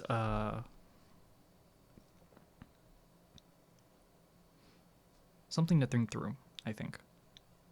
Things, yeah, things like clothes or items or whatever, you know. It could be that they, I don't know, it's like their car, they I don't know, it's like a maybe they bought you a car, maybe it's a car you bought together, I don't know. But for a relationship, you know, things are very intertwined. There's a lot of emotion built and knotted in like tied to it. There's history.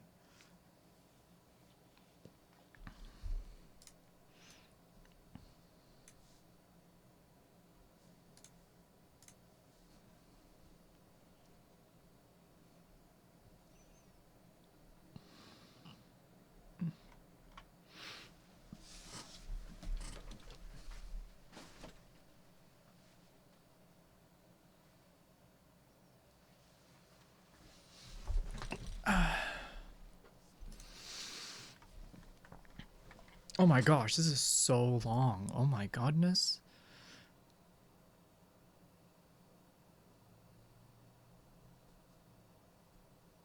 Um,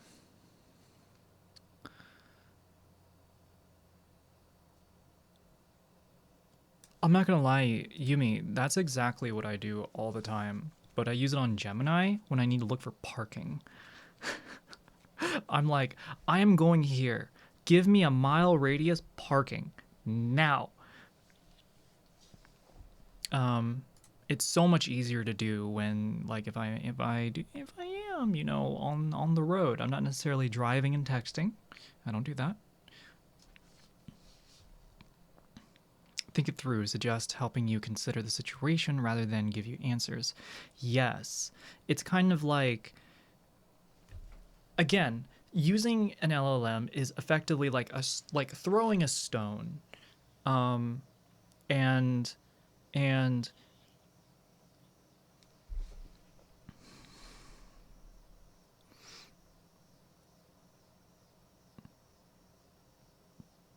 what AI should also try and do is not just help you propel that stone further to where you want it to hit, but allow you to catch the stone and for you to reflect on what is given to you. But that reflection, that act of reflecting, is something internal that you yourself have to do, and only you can do that.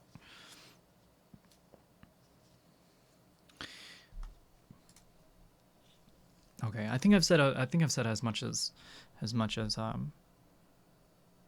as much as I've seen. I usually end up using Park Hero. May try out Gemini. Gemini isn't really that fantastic. It's mostly just to give me a sense of direction whenever I'm going someplace, you know? Park Hero, okay. Honestly, I use a lot of Park Mobile. Yeah, I use a lot of Park Mobile. Learning from experts. We're working closely with experts to improve how ChatGPT responds in critical moments. For example, when someone shows signs of mental or emotional distress.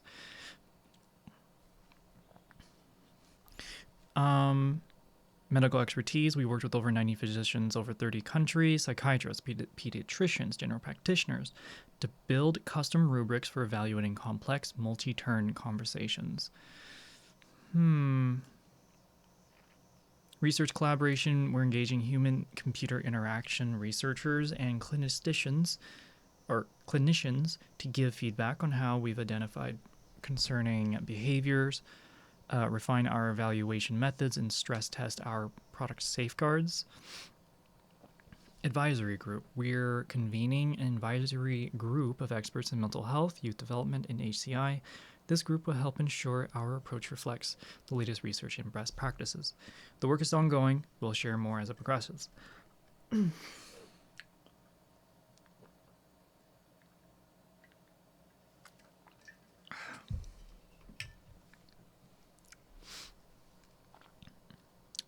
Looking ahead, our goal to help you thrive won't change.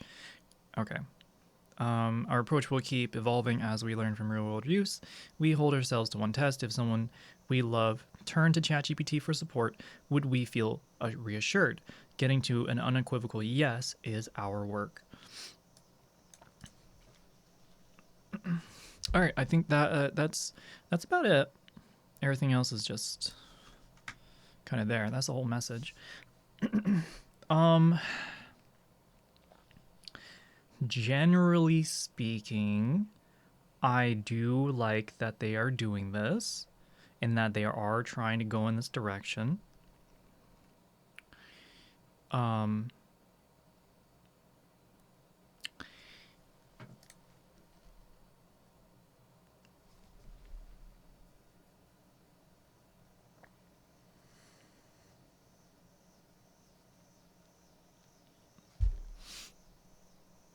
I feel like there are still parts of... I feel like a part that I don't think sits well with me is using a public-facing ChatGPT model for your medical stuff. I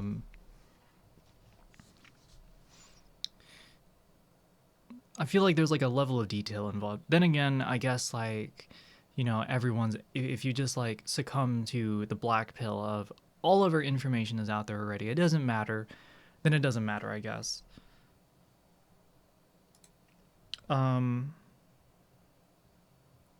But to me, I see a privacy issue. That's what I see. Also, the ability to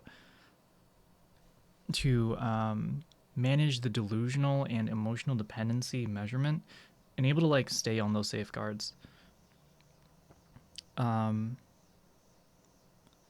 Like I guess they're doing what they can for the tool.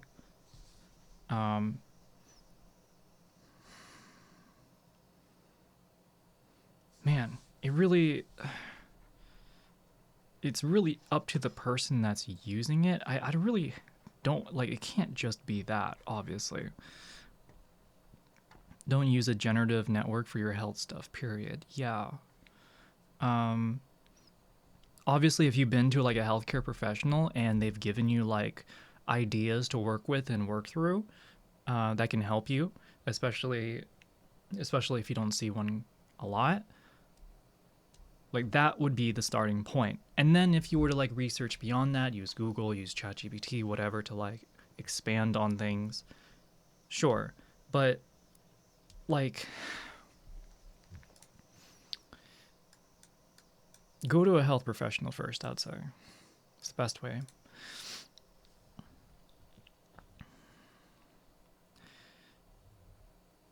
ChatGPT already knows I'm gender fluid, trans, non-binary. All of it? It knows all of that? That's impressive. Most people in my life don't even know, can't even keep up with all of it like that.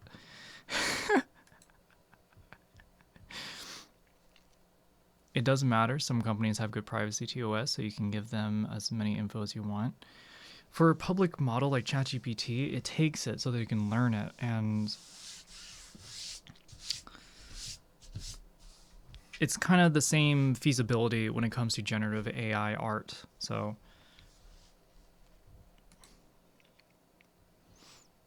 it doesn't actually know stuff. It has a tendency to tell you what you want to hear. Yeah. Again, back to the user's responsibility of not asking leading questions. The last thing you want with mental health stuff, yeah. Because then you're going to end up getting a yes man or yes woman, whoever. A yes. You're going to get a yes over and over and over. ChatGPT is actually private in a sense. Whatever it scrapes isn't tied to an ID.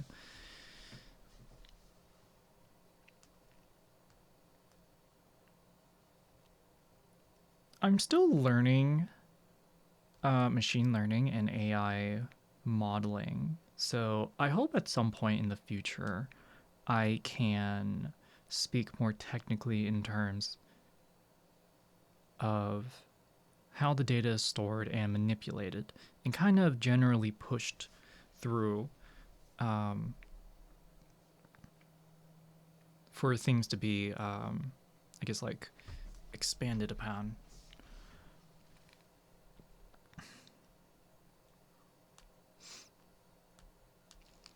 Anyways, it becomes a statistical correlation in the model. It isn't the original data, nor is it tied to a source. Right, it's kind of like it's like a weighted point. So there's like a tendency if more gathers around it.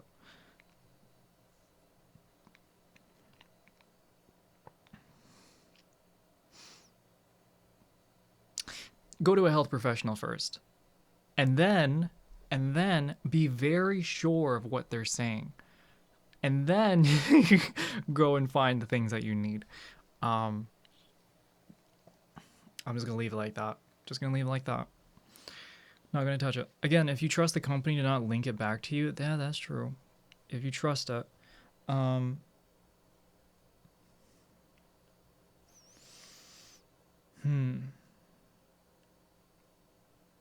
Chat, I take back the concept that I said about wanting to give people or putting a certificate of education to use a to use an LLM. Because it would then just be used as another form of tracking that the government otherwise does and is growing into, more and more into. I don't know, I thought I'd just throw that out there. Yes, what it saves is the weights for various patterns. Now, they could be saving the data using other methods and for other purposes, unrelated to the model itself. Like, nothing says the data you can supply to the bot, it isn't processed via an ad or other data collecting software.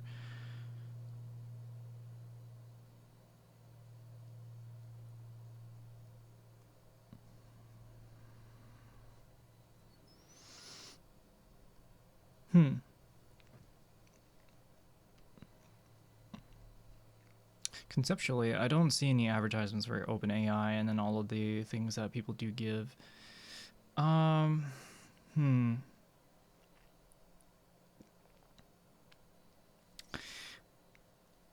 Interesting. I hope to know more. I hope to also be able to speak a little bit better on it. Chatters, did you enjoy today's discussion? We've been sitting here talking for like at least an hour. Did you like this segment? Was this a good segment? Do you feel entertained?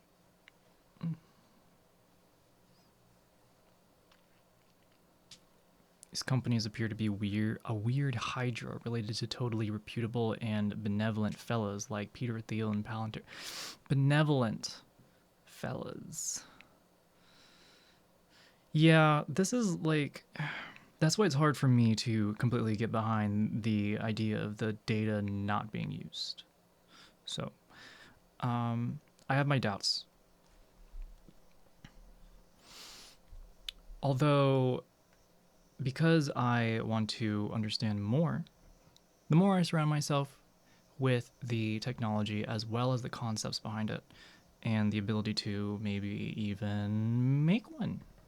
I see other fucking creators on Twitch like Kit Boga especially making little AI agents that like keep they keep the scammers on the call. Like that's just cool. Oh my! All of this artificial intelligence talk has me scared.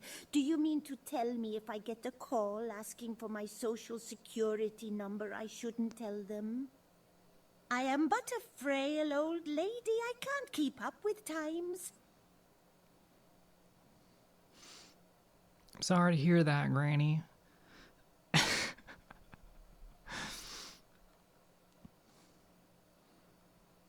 I still have that headache, but it was intellectually stimulating. I'm glad. I'm glad it was something. Yeah. Yeah, the AI itself isn't saving the data and is anonymous, but something else might be an intermediate between you and the AI.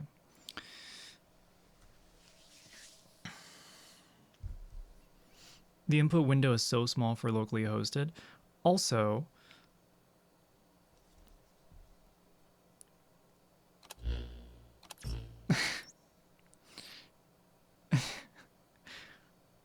something got auto-modded.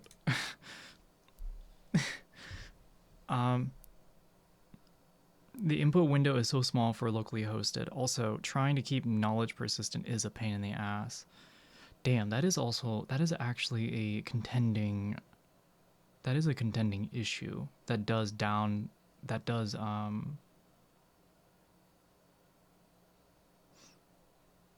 let data just kind of fall out. I definitely got to think a little bit more on all these.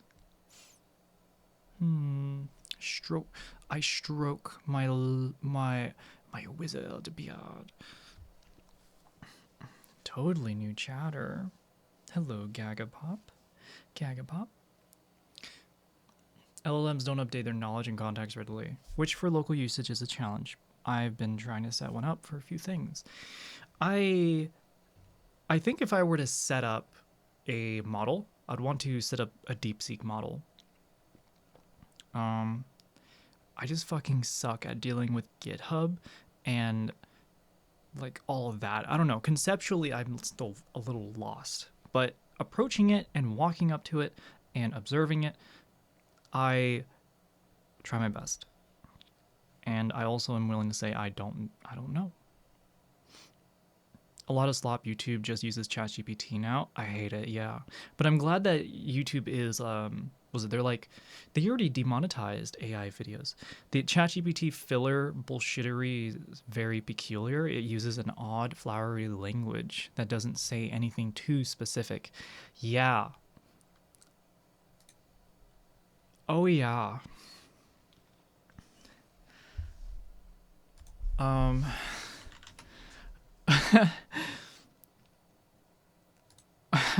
Hold on, chat. I think I have an idea. Wait a minute.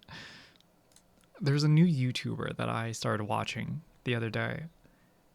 Let me see if anyone in chat recognizes. It's Tacophobia Tachophobicat? Tachophobicat? My favorite thing to Let me see.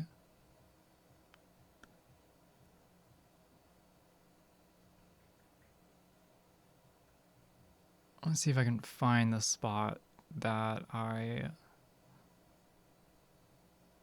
Maybe I can find it.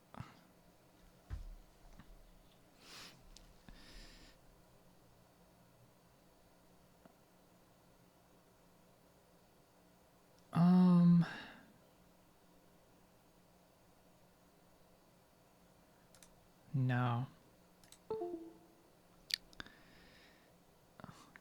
Dun, dun, dun.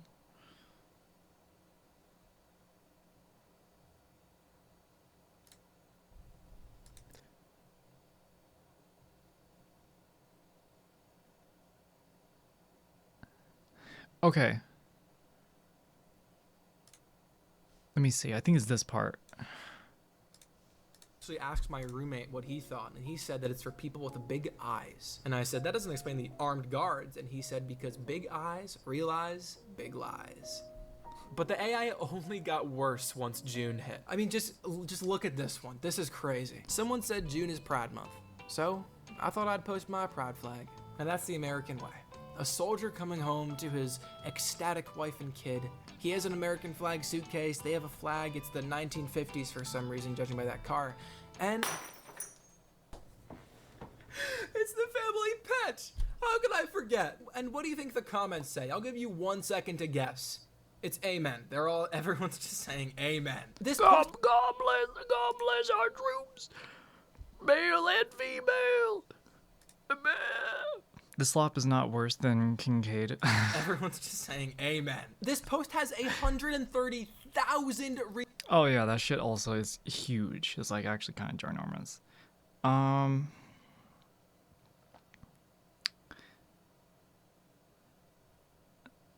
Okay, I think that's mostly what I wanted to show. Isn't that Facebook? Yes, it is Facebook. What is it? Someone in chat talked about AI slop. Yeah, all the comments are AI.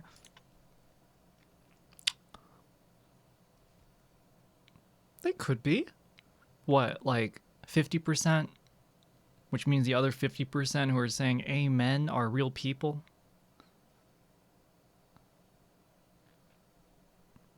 Yeah.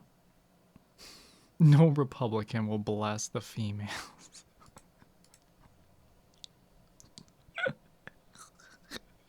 I don't know what to make of that. Which goes to show what AI excels at. Kish, a superficiality competently put together picture, but there's nothing behind it. A superficially competently put together picture, but there's nothing behind it.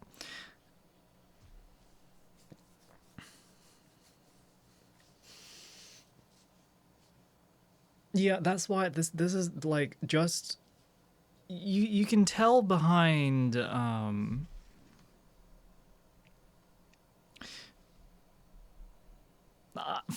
because I relate so much more deeply with music. When I listen to AI music, I feel that lack of intention behind a song. There are usually moments of like intention, with like swing, with like momentum. It's something that's like nuanced. Because I'm not a painter, because I'm not a 3D artist, I have done line work before, but it's like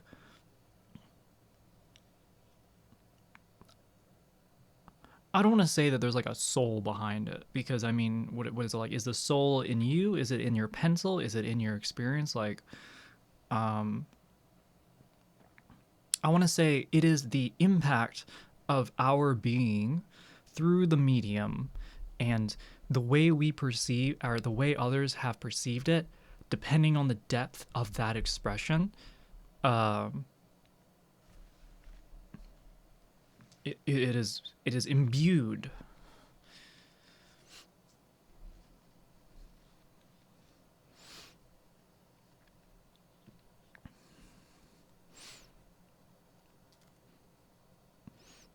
art has meaning, like social commentary and emotion behind it. This is why Adolf got kicked out of the art school.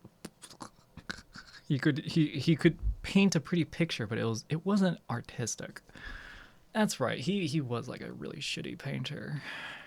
I don't care. Was it in the songwriting which influences the prompt?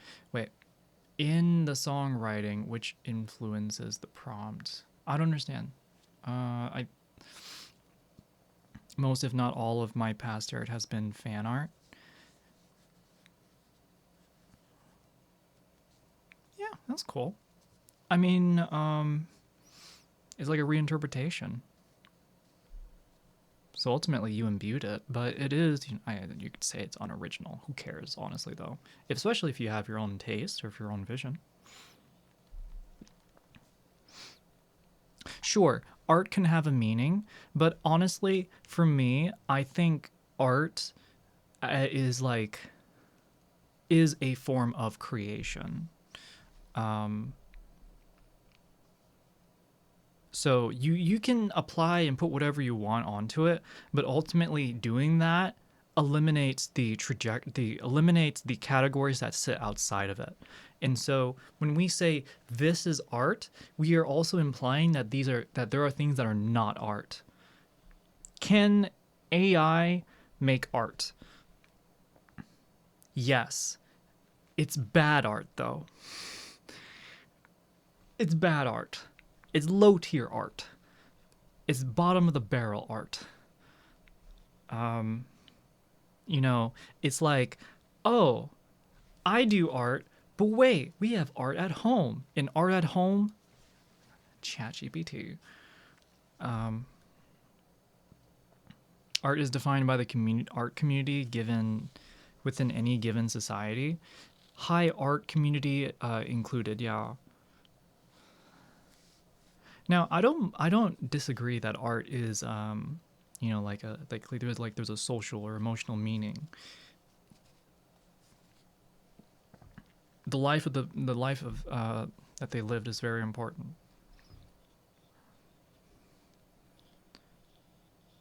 Jokes aside, Adolf wasn't a bad painter actually. For the time and the level, yes. For the time and the level, yes, he was. They didn't make sense. The lines didn't match up. Perspective didn't make sense. There are things that are misaligned. Oh. I've seen AI make art that looks more meaningful and artistic than things I've made. Which makes me feel like if AI art isn't art, my art is dog shit. I felt that same way when I listened to a song from Suno. I forget, it was some sort of like trance electric song, but the drop was like so good. It was so good. But the whole song didn't have any it didn't have anything behind it. It felt like it hit everything right, but they're like I'm gonna sound like a boomer with this one, but it's like the mistakes that musicians make kind of create the piece too.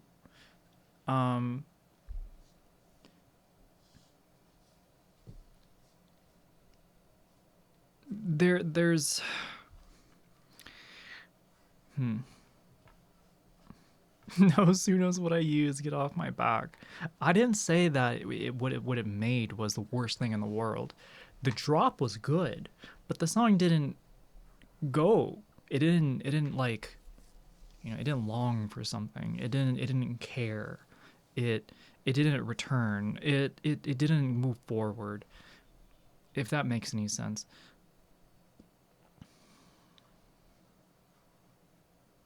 I wonder if your opinion didn't change if you didn't know it was AI. I probably would have said it was repetitive, but the drop was really freaking good. And it'd be like, it's not finished. That's what I'd say. It's not finished. And that there has to be more variation. Because it can't keep my attention.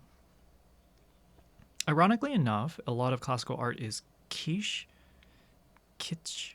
It's something the artist didn't care for, just did it mechanically for a commission, drew a portrait of someone, or created a generic Baroque composition, equivalent of a derivative pop song.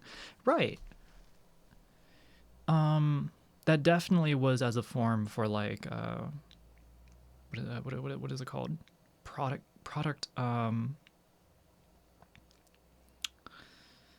there's a term. You create what you create into a product or like a service. Yeah. I think though it does come into I really want to, you know what? My opinion put to the side. Having somebody who originally created the art benefit on from those who take inspiration from it or want to just straight up copy it using like an AI, right? If you want to have that inspiration and like energy from the person, then you commission a work. But then because generative AI just kind of scoops up all of everyone's art and just kind of puts it to as it is, puts it out there no matter what.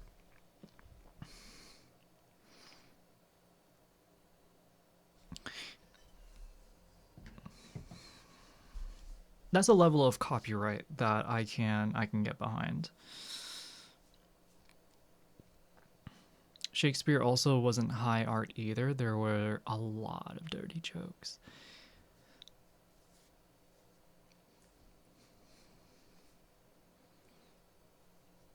Okay, I'm listening. I mean, I've never heard more dirty jokes in my life until I started streaming, so I'm all ears.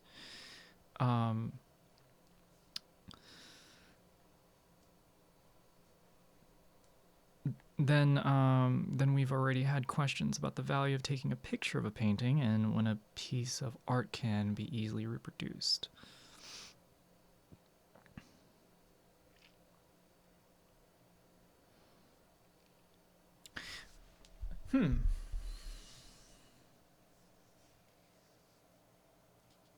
Makes me think of like the concept of reading like a primary source of a book, right?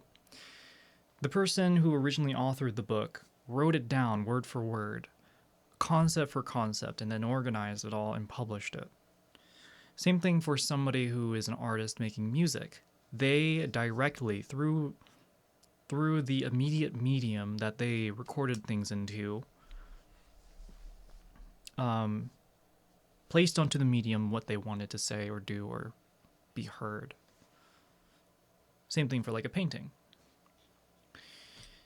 For digital art, I mean, it is the time and effort of using all those tools to give what was on it.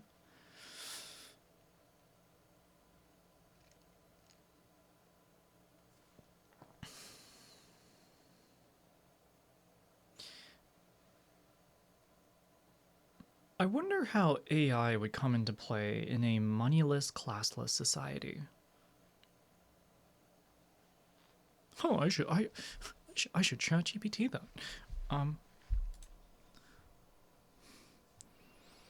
I think I sent you the one about art in the age of mechanical reproduction, right?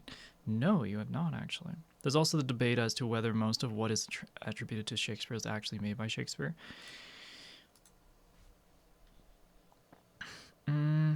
You do photography, right? So there's a difference between a utilitarian picture, right? An uninvolved commission in something you care about, and take a photo, or you take a photo of with intent for it to mean more than just represent the object less seen. Right. Yeah. It's like I place my style through and hold on. Let me rephrase that.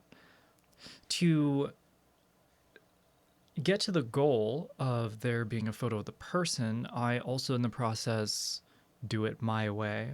And so my process and the way I approached it was used to capture that person and to kind of meet that goal of utility.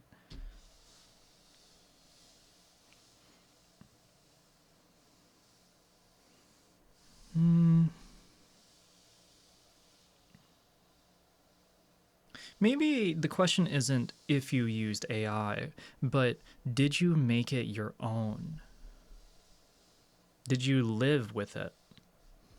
Right? Did you sit down and kind of play with the tool? Did you sit down and kind of go cause and effect, or at least like see where the dominoes fall?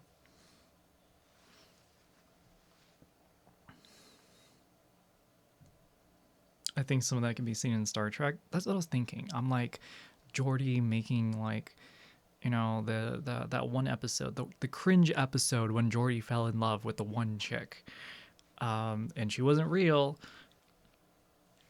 Awkward.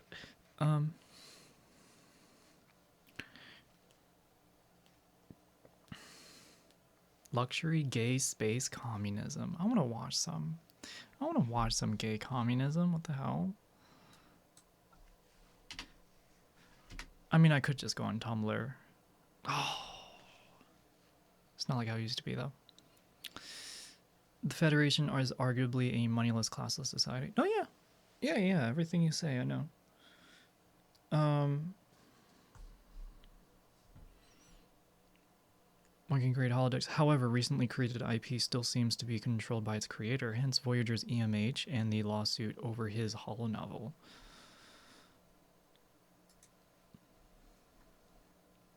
IP... Well, no, it wasn't about IP. It was about whether Voyager's EMH can be considered a person that would have the rights that would fall under having IP rights. So it's not about IP rights per se, but whether they are a person in which they get IP rights because of that. The problem with AI is indeed the economic system it exists in. Further transfer of wealth on top, not freeing people of menial labor. And there's also the high energy cost of it as we move more and more past the point of no return in terms of climate collapse.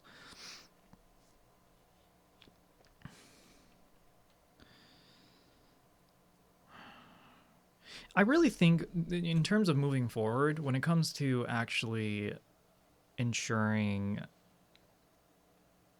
I really think, oh, man, there's so much to blame. I mean, rich people being irresponsible and not listening to scientists. Like, short-term thinking over long-term thinking.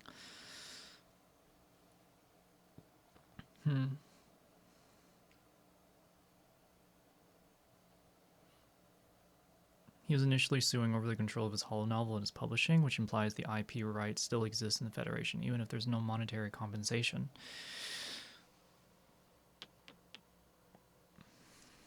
Never really thought about it outside of the bounds of the episode. Star Trek is very human-centric. If you can't tell, there's only one Klingon on TNG at any point, okay? Only one. Anyways.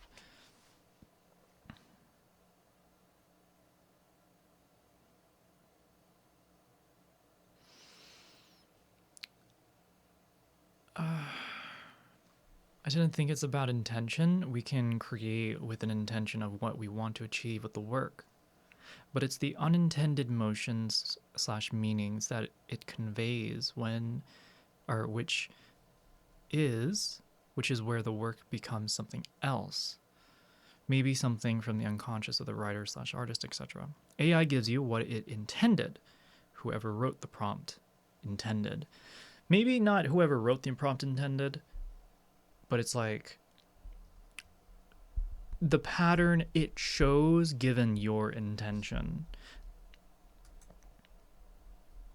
Because it's supposed to be an extrapolator. So it's supposed to be like, you give it something and it's supposed to like, boom, just like whoosh. It's supposed to give you a lot, always. It never just gives you a little bit. Interesting. I agree with that take. I agree with that. See, when did Star Trek get woke? It's always been woke. Oh my god, I remember watching TNG for the first time And I started talking about it with my cousin's husband and my uncle. And I was like, yo, this show came out in like the 80s. What? It's like it's so progressive. What? And I'm like, and I'm looking over at those who are older in my family. I'm like looking at them like, why aren't you more like that? Like, why are you over here talking shit and voting for Trump? Dumbasses.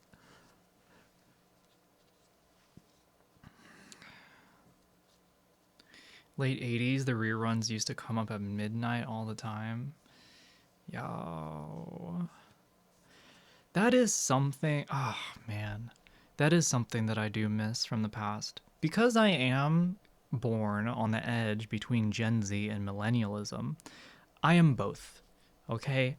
I can skibbity toilet full riz no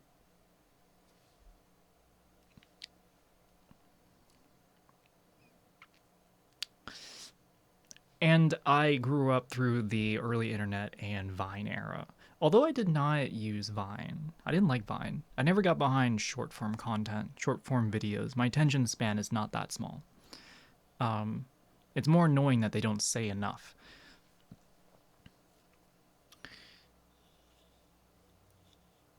I was also like incredibly unfunny. I think I'm working on it. Star Trek inspired generations of explorers and engineers and scientists and people who want to see the universe become more for everyone. Sorry. I'm one of them. I hope I want to be one of them.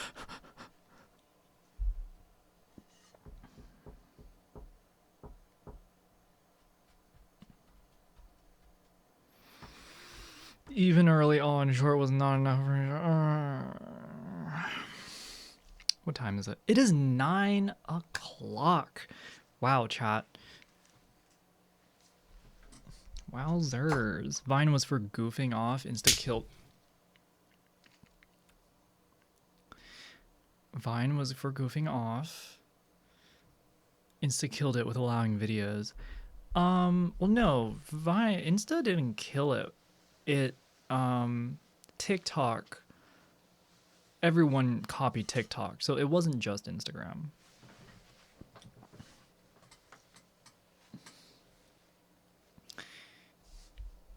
Yeah, it wasn't just Instagram. Have a good night, Pool Queen.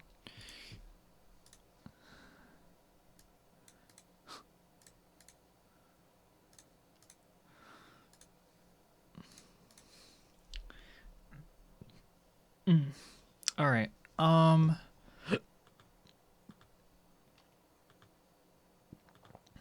Turns out Amoya doesn't even know about a quote command. That's cool.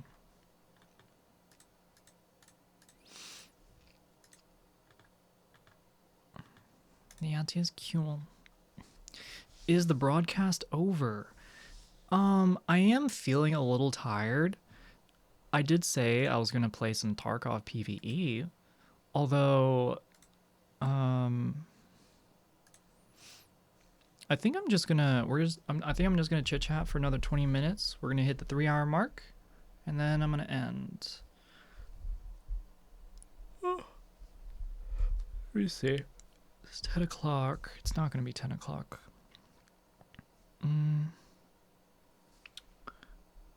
Oh yes, I made rice earlier. I'm so happy. Amoya is trolling you. At least she's not the one in chat throwing cheese at me.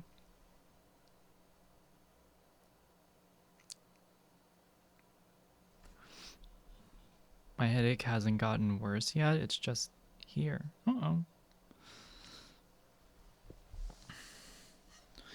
We have barbecue chicken, green beans, and rice. Fuck. That sounds really good.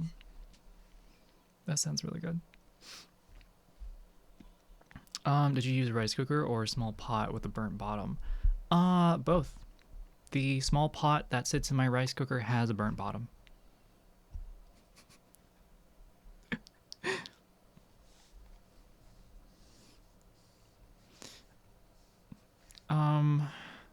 I think I might go out and grab a pizza. I did quite a lot of work today.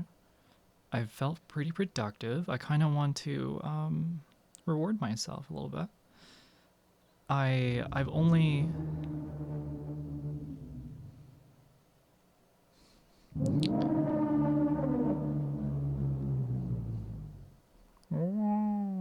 You're blaming me for something that you did to yourself.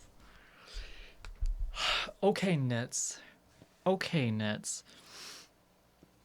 Odd question. Have you played Peak with Vlad? No, I ain't that big.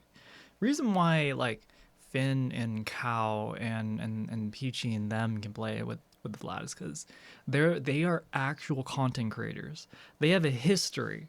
They got clout, right?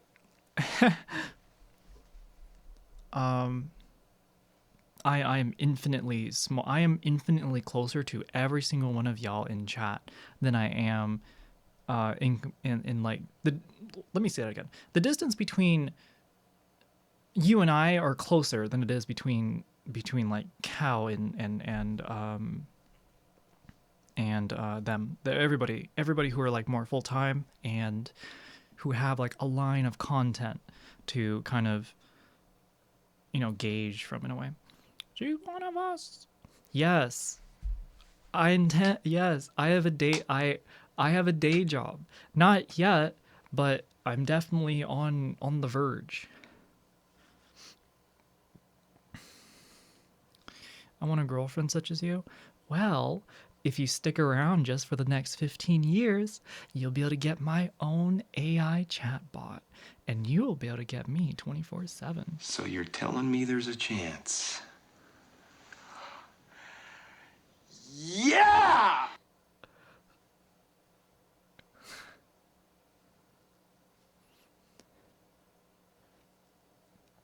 A whole pizza, otherwise you're getting a slice. I need to get, let me see. This place better not close at 9. I swear to fucking Christ. 10 o'clock, 10 o'clock, 10 o'clock. Yes! It closes at 10 o'clock. Let's go. I mean, you're only 2 degrees of separation from Finn. You know, I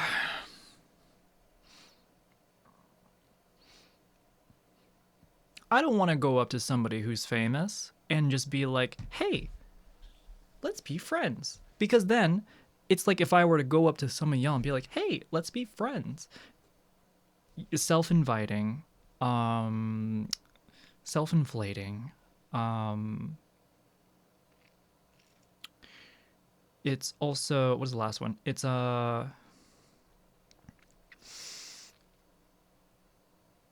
what is the word? What is the word? What is the bird? What is the word? Entitlement. That's the one. That's the last one.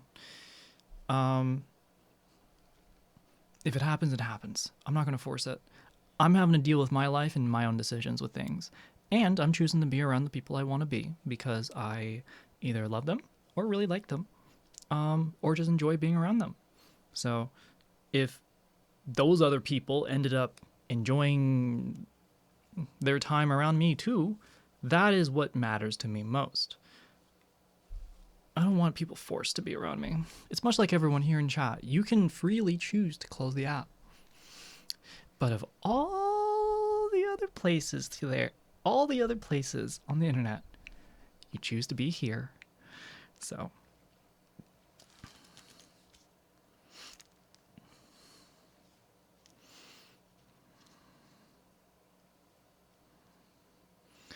I DM'd Finn on Insta when they posted a story asking about cameras and suggested they talk to you about it. See, I also feel like because so many people are suggesting it, I don't know. I'm not gonna, as I said, I'm not gonna force anything. You know, I'd rather be good at what I'm doing and get attention that way. I don't want to get attention by saying, hey, look at me. If the function is advertising, sure, that is the goal. Anything else, though?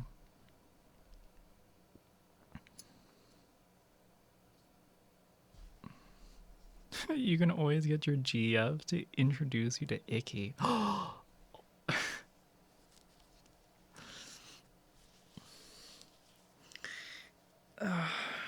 Again, I would rather communicate with them if it was a little bit more like, it was casual. I don't know.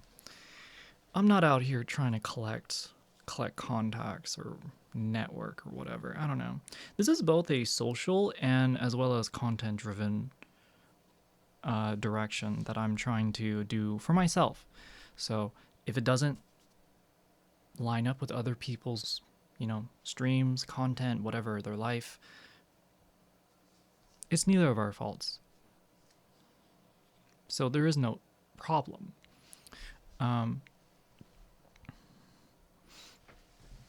I get along really well with Ashley for work, and work for her, but aren't quite a friend. I mean, you are a manager. Yeah. I just got to know you, lady. Hello, Zaro. Just got to know me today. Soren, do you have a link tree? Yes. Exclamation point links. Exclamation point links. I feel like that was what I was trying to do. If I was out of line, I apologize. No need to apologize. Mostly because you're not the only one who's done it.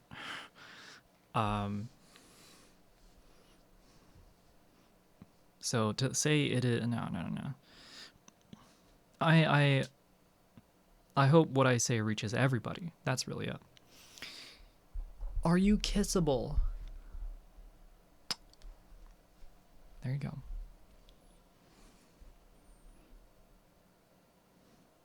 This wasn't my fault. Oh, this is so embarrassing. Let me try and... This is so embarrassing. This is the worst thing in the world. I'm gonna Google Chat, this is the worst thing in the world. SoCosion?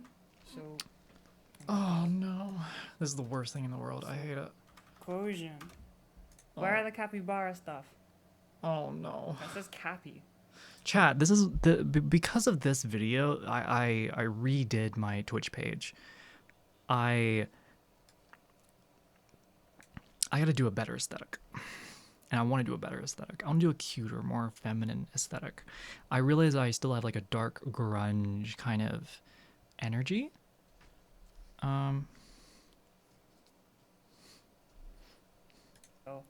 Don't skip my first comment. What do you mean your first comment? What was your first comment? Yumi, I recognize everyone in this chat here. What did you say? Trans streamer that like... Her first comment about you. Who are they? Let me try and... I'm gonna Google it. SoCosion? SoCosion? Oh my god.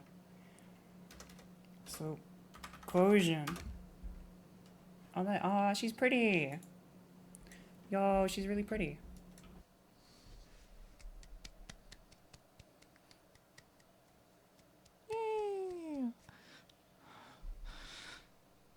Exactly.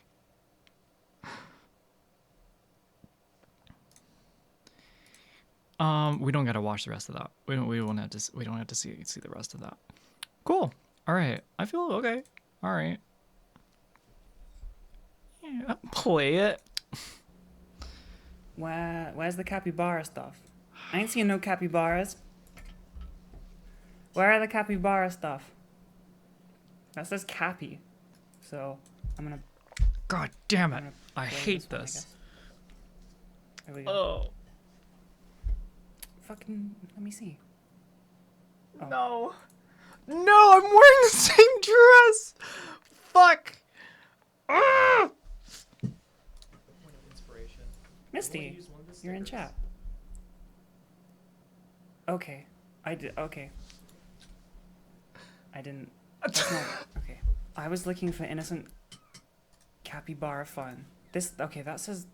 Okay, I'm gonna risk it. Oh my gosh, she's so stressed. I didn't realize. Look, she has her hand on her chest. Do it. Capybara. There we go. Oh no. You beat me to it, goddammit, Yumi. You know which necklace. God, I the don't like lighting the is title so of this. bad. I'm kind of scared. I'm glad I gotten better. She's scared, chat. She's scared.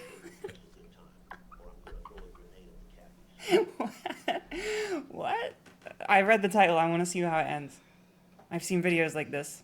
No you haven't. Walked in. What is happening? Oh no! I don't want to get banned. No! You're very pretty. Look at that! Look at that! Anyways. Thank you, Ashley. Thank you for the compliments.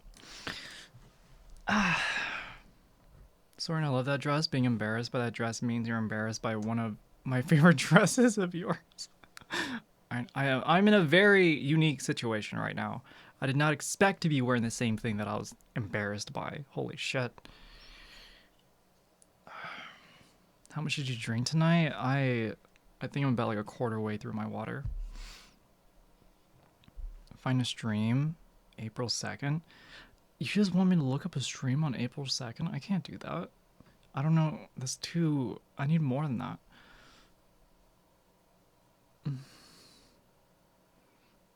She's not changed it since then. I know. I've worn this since... When was this video uploaded? 4 months ago. I've been wearing this dress for 4 straight months.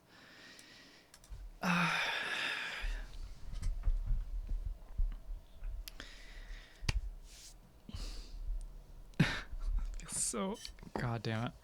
Alright, chat.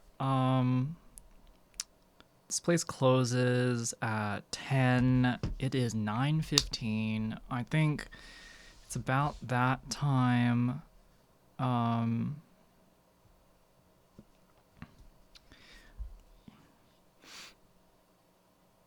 You talk like we've not seen Ashley wear the same outfit more than once. Oh, I was just being sarcastic.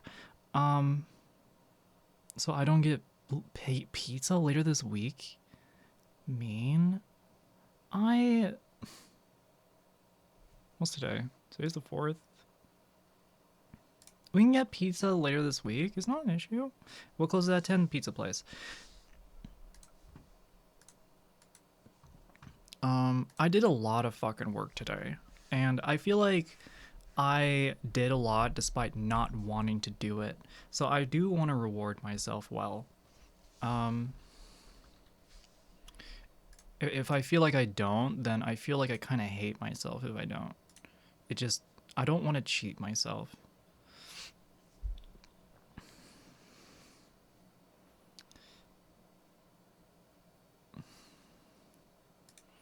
A message from me to chat.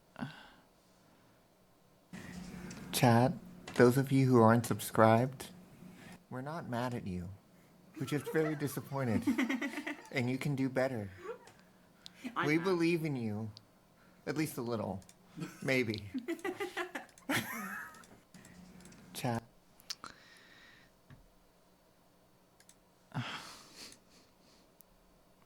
You can do better.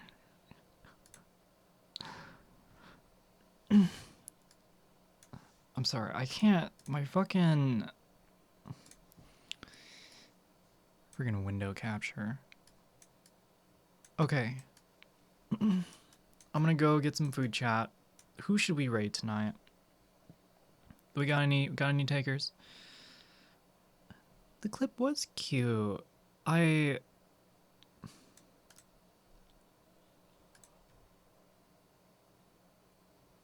Is Ellie right? We could rate Ellie. How many of us are here? Oh, she looks so good. We're rating Ellie. She looks so beautiful.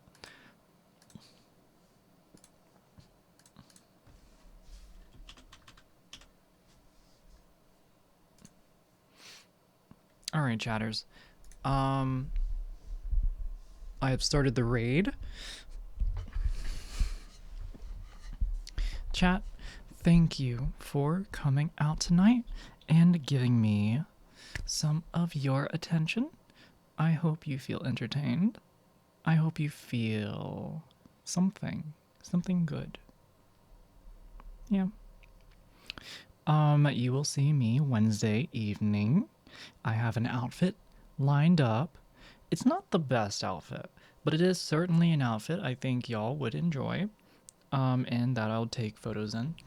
So if you're interested, come back here Wednesday, same time.